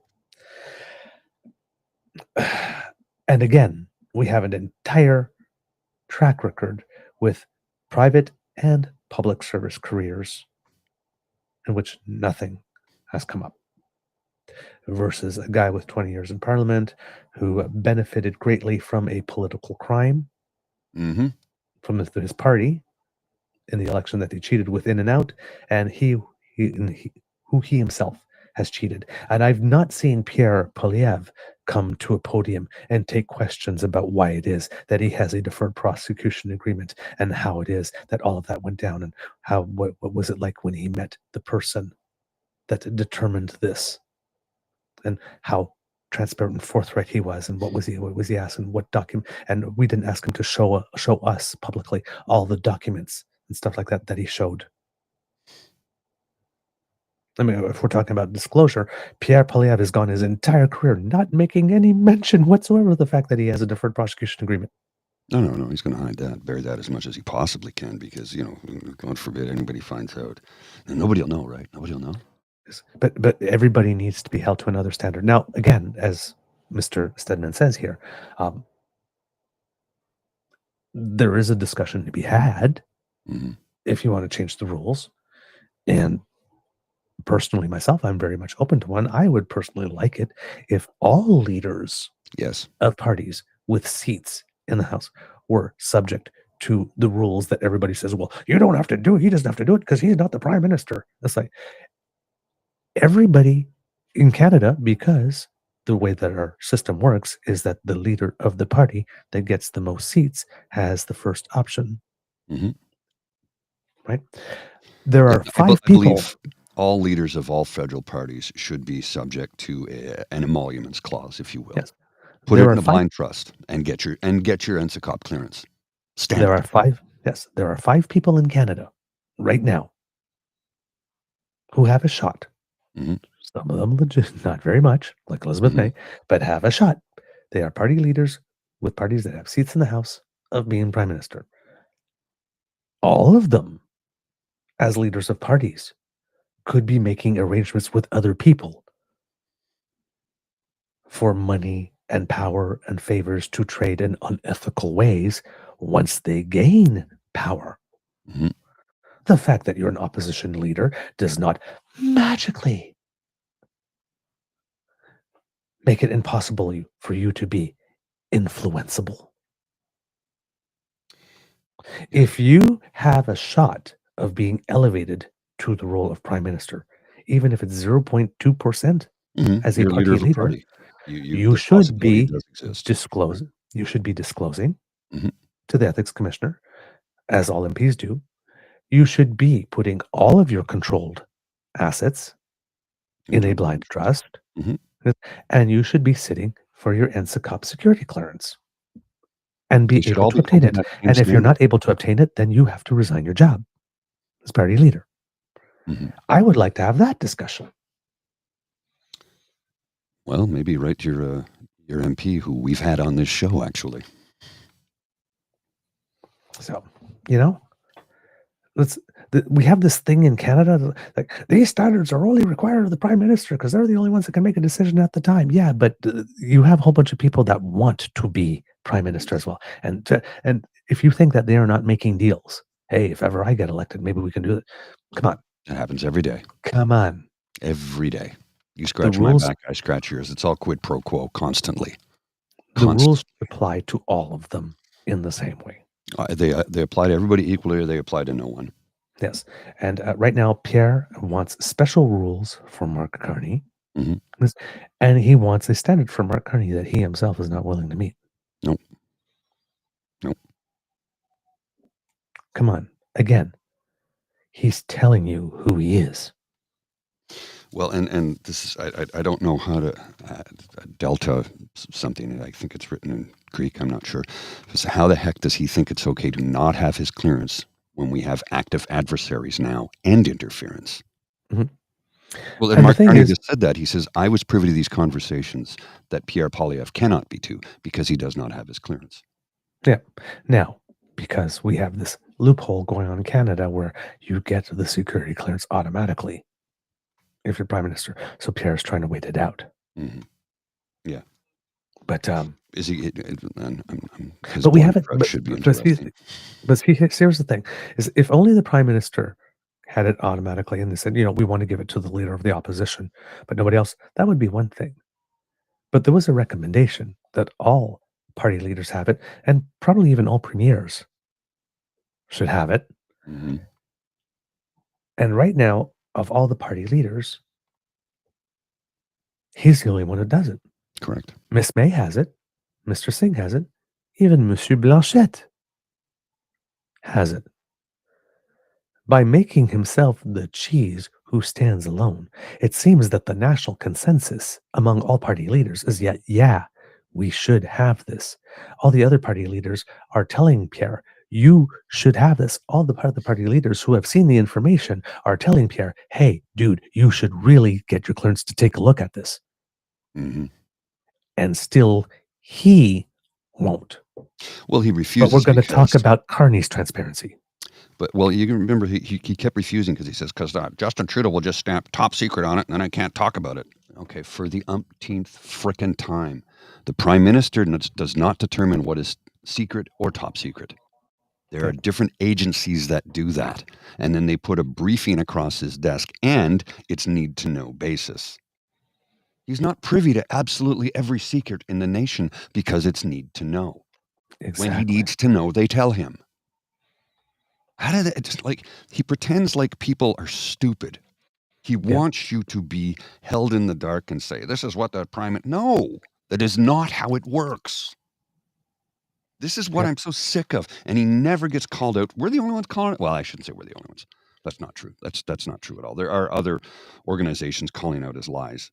The Tyee, the Walrus, National News Watch.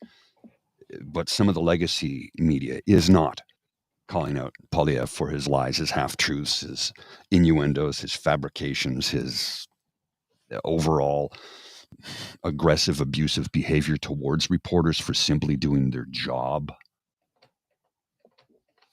But boy, are they going to pick on Mark Carney for responding to Rosemary Barton, not O'Barton, Rosie O'Barton. Wow. You're still on St. Patrick's Day. Yeah, Rosemary Barton. Good lass, Rosie O'Barton. I was thinking Rosie O'Donnell. Rosemary Barton. Yes. Another one probably. And it's Rosemary, not Rosemary. Yes. So yeah, I have one last little clip in there, Mr. Grizzly. I think it was the second one. This was. There's going to be, I think, maybe a little bit of repeat in what you saw in the in the previous clip there, but it's just a 3-minute because Mark Carney also made a stop in Nunavut, so he's asked a couple of is it Nunavut? Yeah, made a couple of questions. I forgot that for a second. And was asked a couple of questions, so you might hear a little bit of a repeat there. There was more to the discussion. They had a big discussion about stuff having to do with military in the future and that kind of stuff. And we already had too much packed on the show, so I didn't want to add that too. But we will talk about what was discussed over there. Maybe if we have an opportunity to find some time to have Kit Hugh, it would be nice because there's been a lot of defense stuff It might be nice to have him in for a little conversation there when we can make a time for it. But this is just like I said, a little taste of what happened when he went up north. My question is a little broader, pertains to my colleague's question. Your predecessor shared his assessment with the Canadian people and the world that President Trump's goals and motives in Canada were to economically crush the country in order to annex it. I know you've only been in power for a few days, but I'm sure you've had briefings and meetings. And I wonder, ahead of this phone call with President Trump, do you share Prime Minister Trudeau's assessment, or have you made your own personal assessment about what President Trump really wants from Canada? Well, I think first and foremost, I think what President Trump wants, he wants several things. One is he wants to end the fentanyl crisis in the United States. I respect that. He wants good, high-paying jobs in America. He wants more investment in America. He wants repatriation of many American industries and firms to the United States. So, and I fully respect that. I think he will respect that as Prime Minister of Canada, I want to end the fentanyl crisis in Canada. I want to grow good, high-paying jobs in Canada. And of course, I want to protect with my colleagues and reaffirm and reinforce our sovereignty of all of Canada. So that's the starting point for the discussion. Just listening closely to your answer previously, it sounded like you may be changing, and listening to what you said last night about the limits of retaliatory tariffs, for example. It sounds like maybe you are nuancing your strategy vis-a-vis President Trump by perhaps leaving trade talks to others. We know you have authorized these conversations to happen in Washington, D.C. as early as this week at USTR level. Are you going to be trying to focus more on positive things that you can talk about with President Trump? I wouldn't necessarily have that characterization. What I'm saying is severalfold. The first, and I'll go back to where you started with your previous question, which is we are focused on building this economy. Today's announcement is, of course, about sovereignty, it's about protection, but it's also about building the economy here in Nunavut. We are going to build Canada. Canada is strong, and it's going to get stronger. We can give ourselves more than anything that President Trump or other trade partner can take away. Okay? That's a basic point. And that if there is a misconception of that in the United States, I'm not saying the President has that misconception, but if there's a misconception of that, we are going to disabuse that misconception. We're going to grow this economy because that's good for Canadians, better for our future, and we can do it, and we're going to do it. Okay. So just a little taste there too, because I thought that was a very, very astute question. Mm-hmm. Are you bringing in the same assessment? Being way more diplomatic here, fentanyl, we understand it. Hey, we have a fentanyl program too. We can respect that, right? Like this, leaving some options. But again, coupled with what he had said previously, we are going to, when we talk, we are going to be having comprehensive discussions about our economic and security future in a climate of respect in which the issue of Canada as the 51st state is considered resolved, and resolved as is not going to happen, eh? Yeah. And you will stop talking about it. So, no wonder Trump thinks we're nasty. We actually mean what we say. Unlike him. So, stay tuned, kids and cubs. It's going to be an interesting ride. Well, as Trump said, enjoy this clip. It's only a few seconds, 36 seconds. You're tougher with Canada than you are with some of our biggest adversaries. Only because it's meant to be our 51st state. Okay, but but listen to this for a second. We need their territory. They have territorial advantage. We're not going to let them get close to China. Look, right? I deal with every country, indirectly or directly. One of the nastiest countries to deal with is Canada. The people that, now this was Trudeau, the people that good old Justin, I call him Governor Trudeau, his people were nasty. And they weren't telling the truth. They never told the truth. You know that. They weren't telling the truth. Are you referring to the deal that you signed in 2018 that said at the time was the greatest deal in the history of deals? Nobody negotiated a better deal ever. It's the best deal ever. And now you're saying it sucks? They never tell the truth.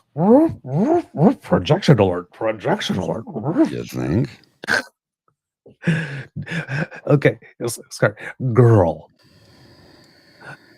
Madam President Trump. Again, if we are going to have a contest about who doesn't tell the truth. Oh my goodness. Liar, liar, pants on fire. Get out the hose because this guy's flaming. You are up to your ears in gold medals. Okay. The non-truth telling Olympics, you win all the gold medals every year. It's held. I mean, from Frank, he's like, even Laura Ingraham is trying to help him see the difference. That is telling. Right? That is telling. Right? I mean, she is a terrible person. Her own family has disowned her. All of her siblings are like, my sister's, I mean, I've seen their testimonials. She knows the difference and she's trying to help him see it. And he just, no. Yeah. So, last little thing, according to Althea Raj here. A party contending for power does not want media traveling with potential prime minister. Quote, there will be no media contingent on a conservative bus or plane, though we welcome and encourage participation at all public events. In other words, if you can get yourself to Prince Rupert, then sure, you're free to cover it. So again, well, but hey, something needs to be added to that story that was pointed out by Chantal Hébert. Was somebody said, well, if they want to go, they gotta damn well pay their. Well, they do. That's the thing. It's not a free ride. When they travel with the politicians, the media company that sends the reporter along pays for it. Always has. Absolutely. According to Althea Raj, because somebody said that to her. Here's what's happening. The Conservative Party just told the grumbling media crowd to pound sand. No more free rides on campaign buses and planes. Reporters can whine all they want, but if they're serious about coverage, they'll manage their own travel or fire up the Zoom call. Like the rest of us, because like the rest of us is following the campaign asking questions, right? Time to let the journalists pay their own way instead of treating campaigns like taxpayer-funded sightseeing tours. Well, first of all, they weren't taxpayer-funded even. But Althea Raj, the rides were never free. The parties charged tens of thousands of dollars per seat. The CPC charged $3,000 a day once. Yeah. It's never been free. Okay. But it's, again, have you ever met Canada? Patriot. Clearly not. Oh, God. So it's like, we welcome and encourage participation at all public events. So if you can manage to find your way there, or if you're a local reporter that doesn't have all the resources or whatnot to challenge us on the BS, please do come. Yeah. But if you have any ability to check us in any way, shape, or form, we don't want you there. And also, I better not see anybody embedded from Rebel or Juno then with the Conservatives. I guess if a party leader suddenly had a 31-point swing in the polls, it probably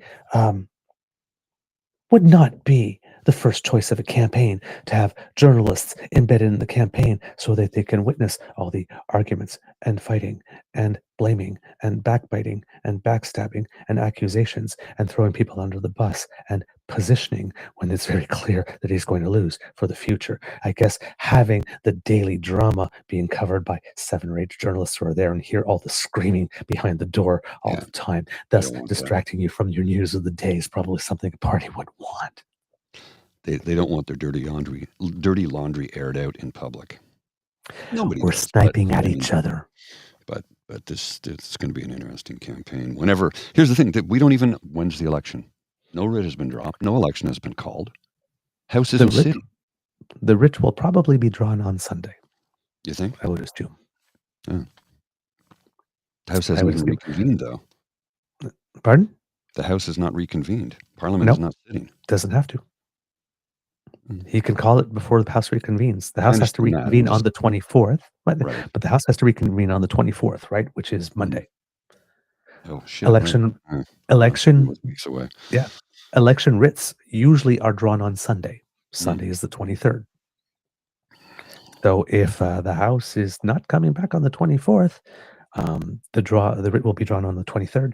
And again, we know when I keep on talking about the people that are making Prime Minister Carney's schedule, it seems that before that, sometime probably on Friday or something, there will be a First Minister's meeting with the Prime Minister. Yes, I heard that. So an international trip, not first to the United States, talking to France, talking to the UK, going to Nunavut, the 3 founding cultures, and then coming back and having an actual meeting with 13 premiers, then have the writ drawn and go. It's a beautiful setup. Whoever planned that, again. Well, we assume this is what's happening, but we don't know. We don't know. But if that's the thing, and if the writ is drawn, like I said, I suspect election date will be May 5th, because the other date would be April 28th, which would mean that early voting would be on Easter weekend. Yeah, and given that we only have one 4-day-long weekend, I am pretty sure that Canadians would not be happy with the party that made sure that people had to work. And that 4-day-long weekend does not apply to every Canadian. No, it doesn't. Federal public servants, yes. Right. But that's about it. The rest of us have to work on the Monday. But, so that would be my informed speculation, is that he will go see the Governor General on Sunday. The writ will be drawn, and we will have election date on May 5th. Okay. Could be wrong, but this is entirely speculation, just based on calendar and dates. We shall see by next week. All right, Mr. Grizzly, do we have a show? We do indeed. All right, kids and cubs, that's the end of this episode of the Daily Beaver Morning Show. We hope that you love listening to us, because we love making this for you. Remember, sharing is caring, and word of mouth is priceless. So please tell your peeps and poops all about us. Now, if you would like to make sure you do not miss an episode in podcast form, that QR code that just appeared will bring you to our pod page, which is sponsored by the Ray Girl. Thank you so much for all your assistance, the Ray Girl. We really appreciate it. And that's podpage.com/The True North Eager Beaver, with a hyphen between each one of those words. You go there and you click subscribe, and when we have something fresh off the bandwidth, it comes directly to you. If you would like to help us in other ways, please surf on down to the True North Eager Beaver Media Incorporated YouTube page, where Kits, Cassie, and Elaine are telling you to smash with our buttons. And if you're watching right now, remember, if you smash now, you don't have to remember to do it before you leave. So smash with our buttons, like, share, and subscribe. It makes us very happy when you do, and it helps us with the algorithm. So thank you so much.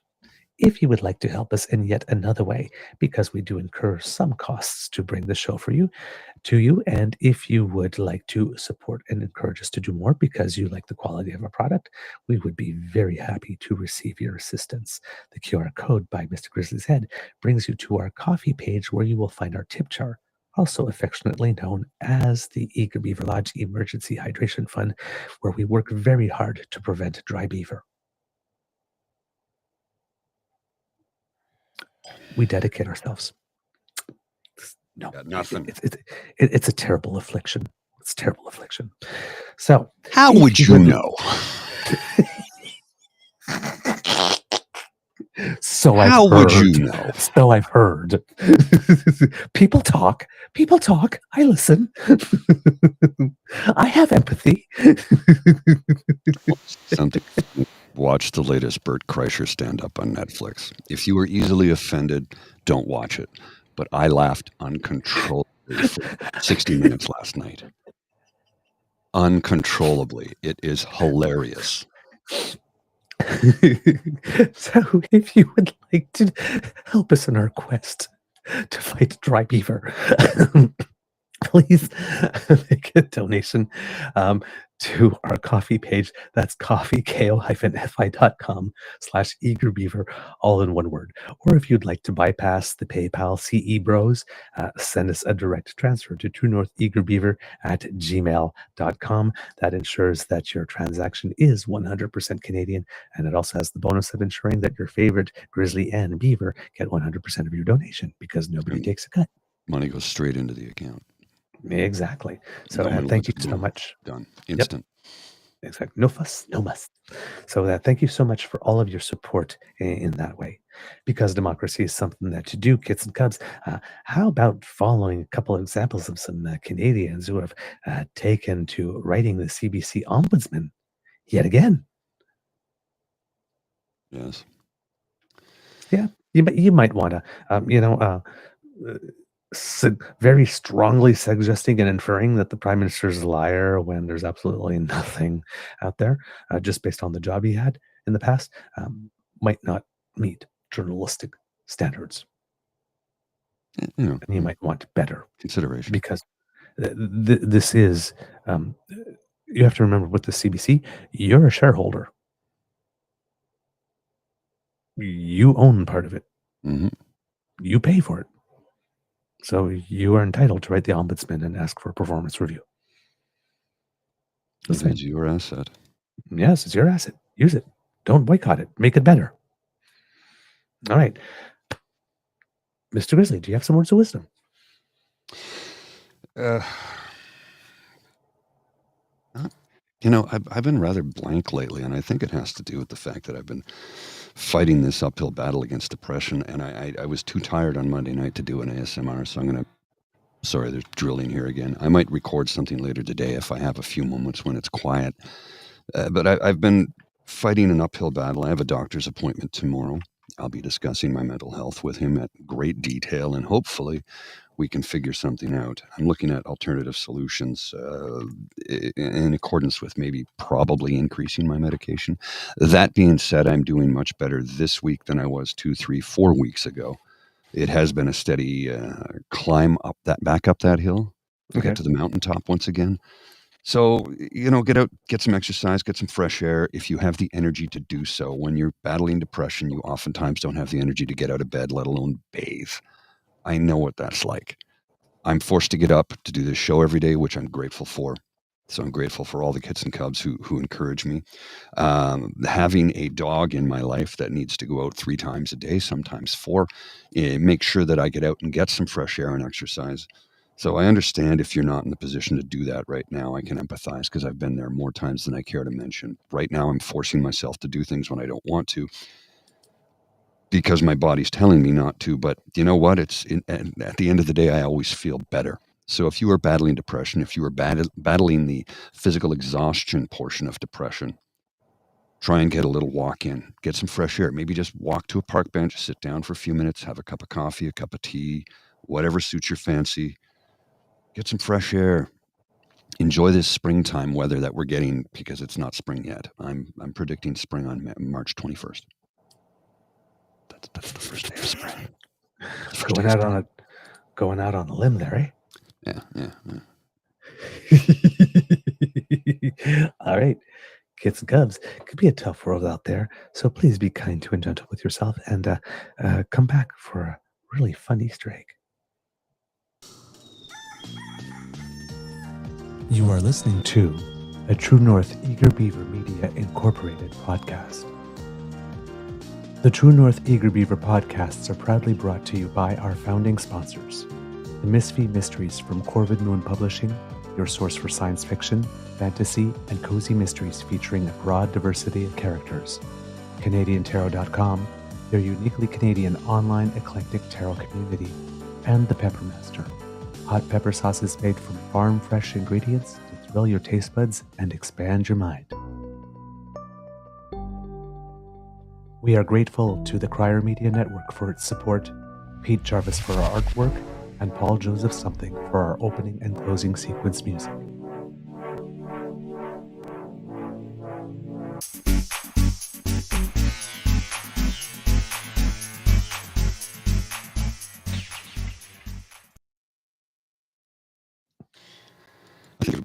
enjoy this as much as we will.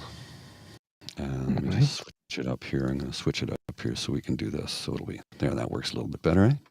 This is from our friend, Cranky Canuck. Yes. Well, hey, everybody.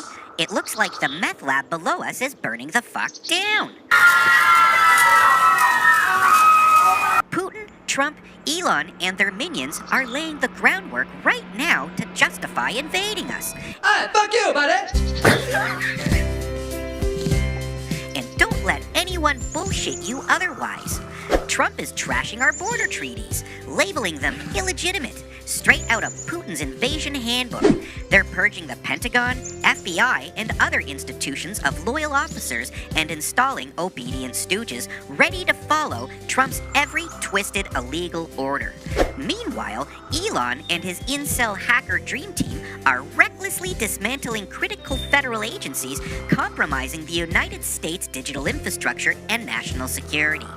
They mockingly call us their 51st state, smear Trudeau as some kind of tin pot dictator, and constantly lie about rigged elections. This textbook fascist propaganda is meant to justify an imperial-style invasion. NATO won't save us because NATO depends on the US, and that's exactly why invading Canada is part of a larger strategy to destroy the alliance. If the US attacks an ally, NATO crumbles, giving Putin a free pass to expand his war beyond Ukraine. This isn't just about Canada, it's about breaking the West. And who's gonna stop it? Congress? Spineless. Public opinion? Nope.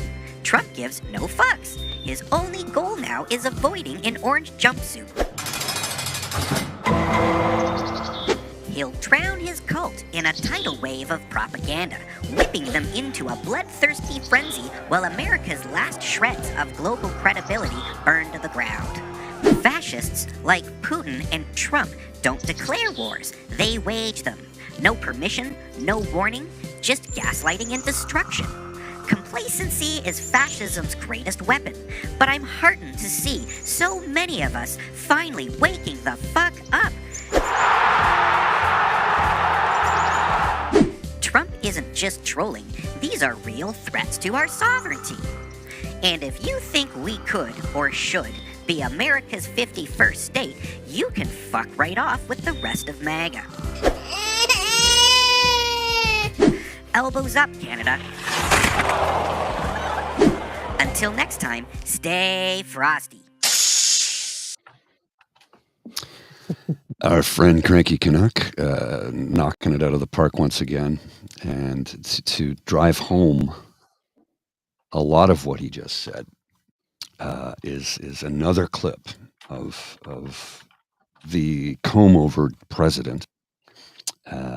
Watch this. Putin actually said to me, if you're my friend, I'd hate to see you as my enemy. He said that very strongly.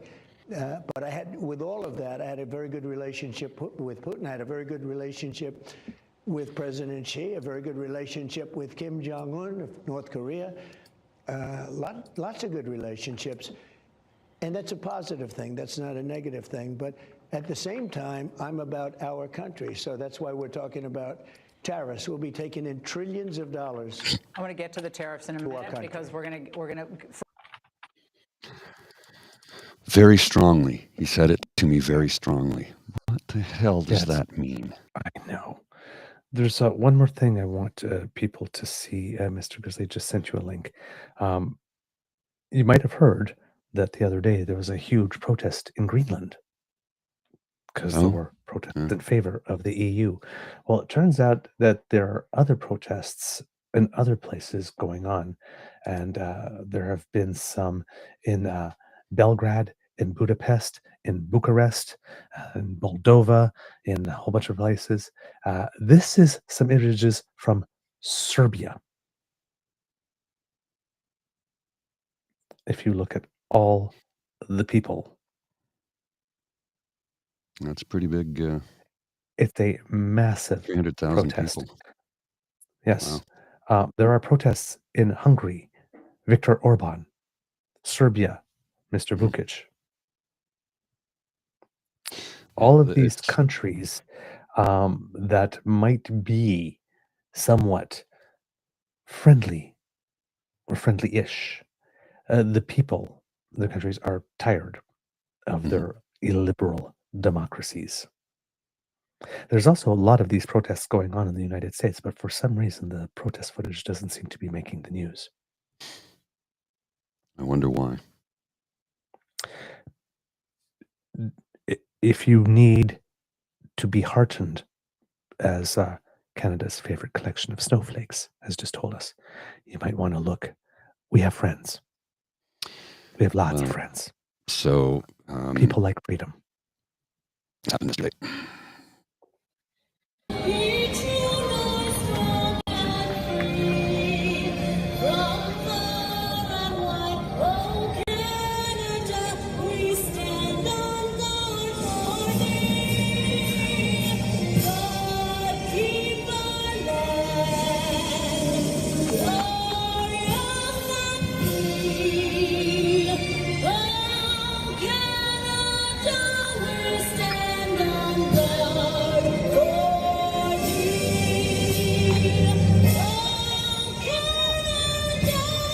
I don't know who sang that.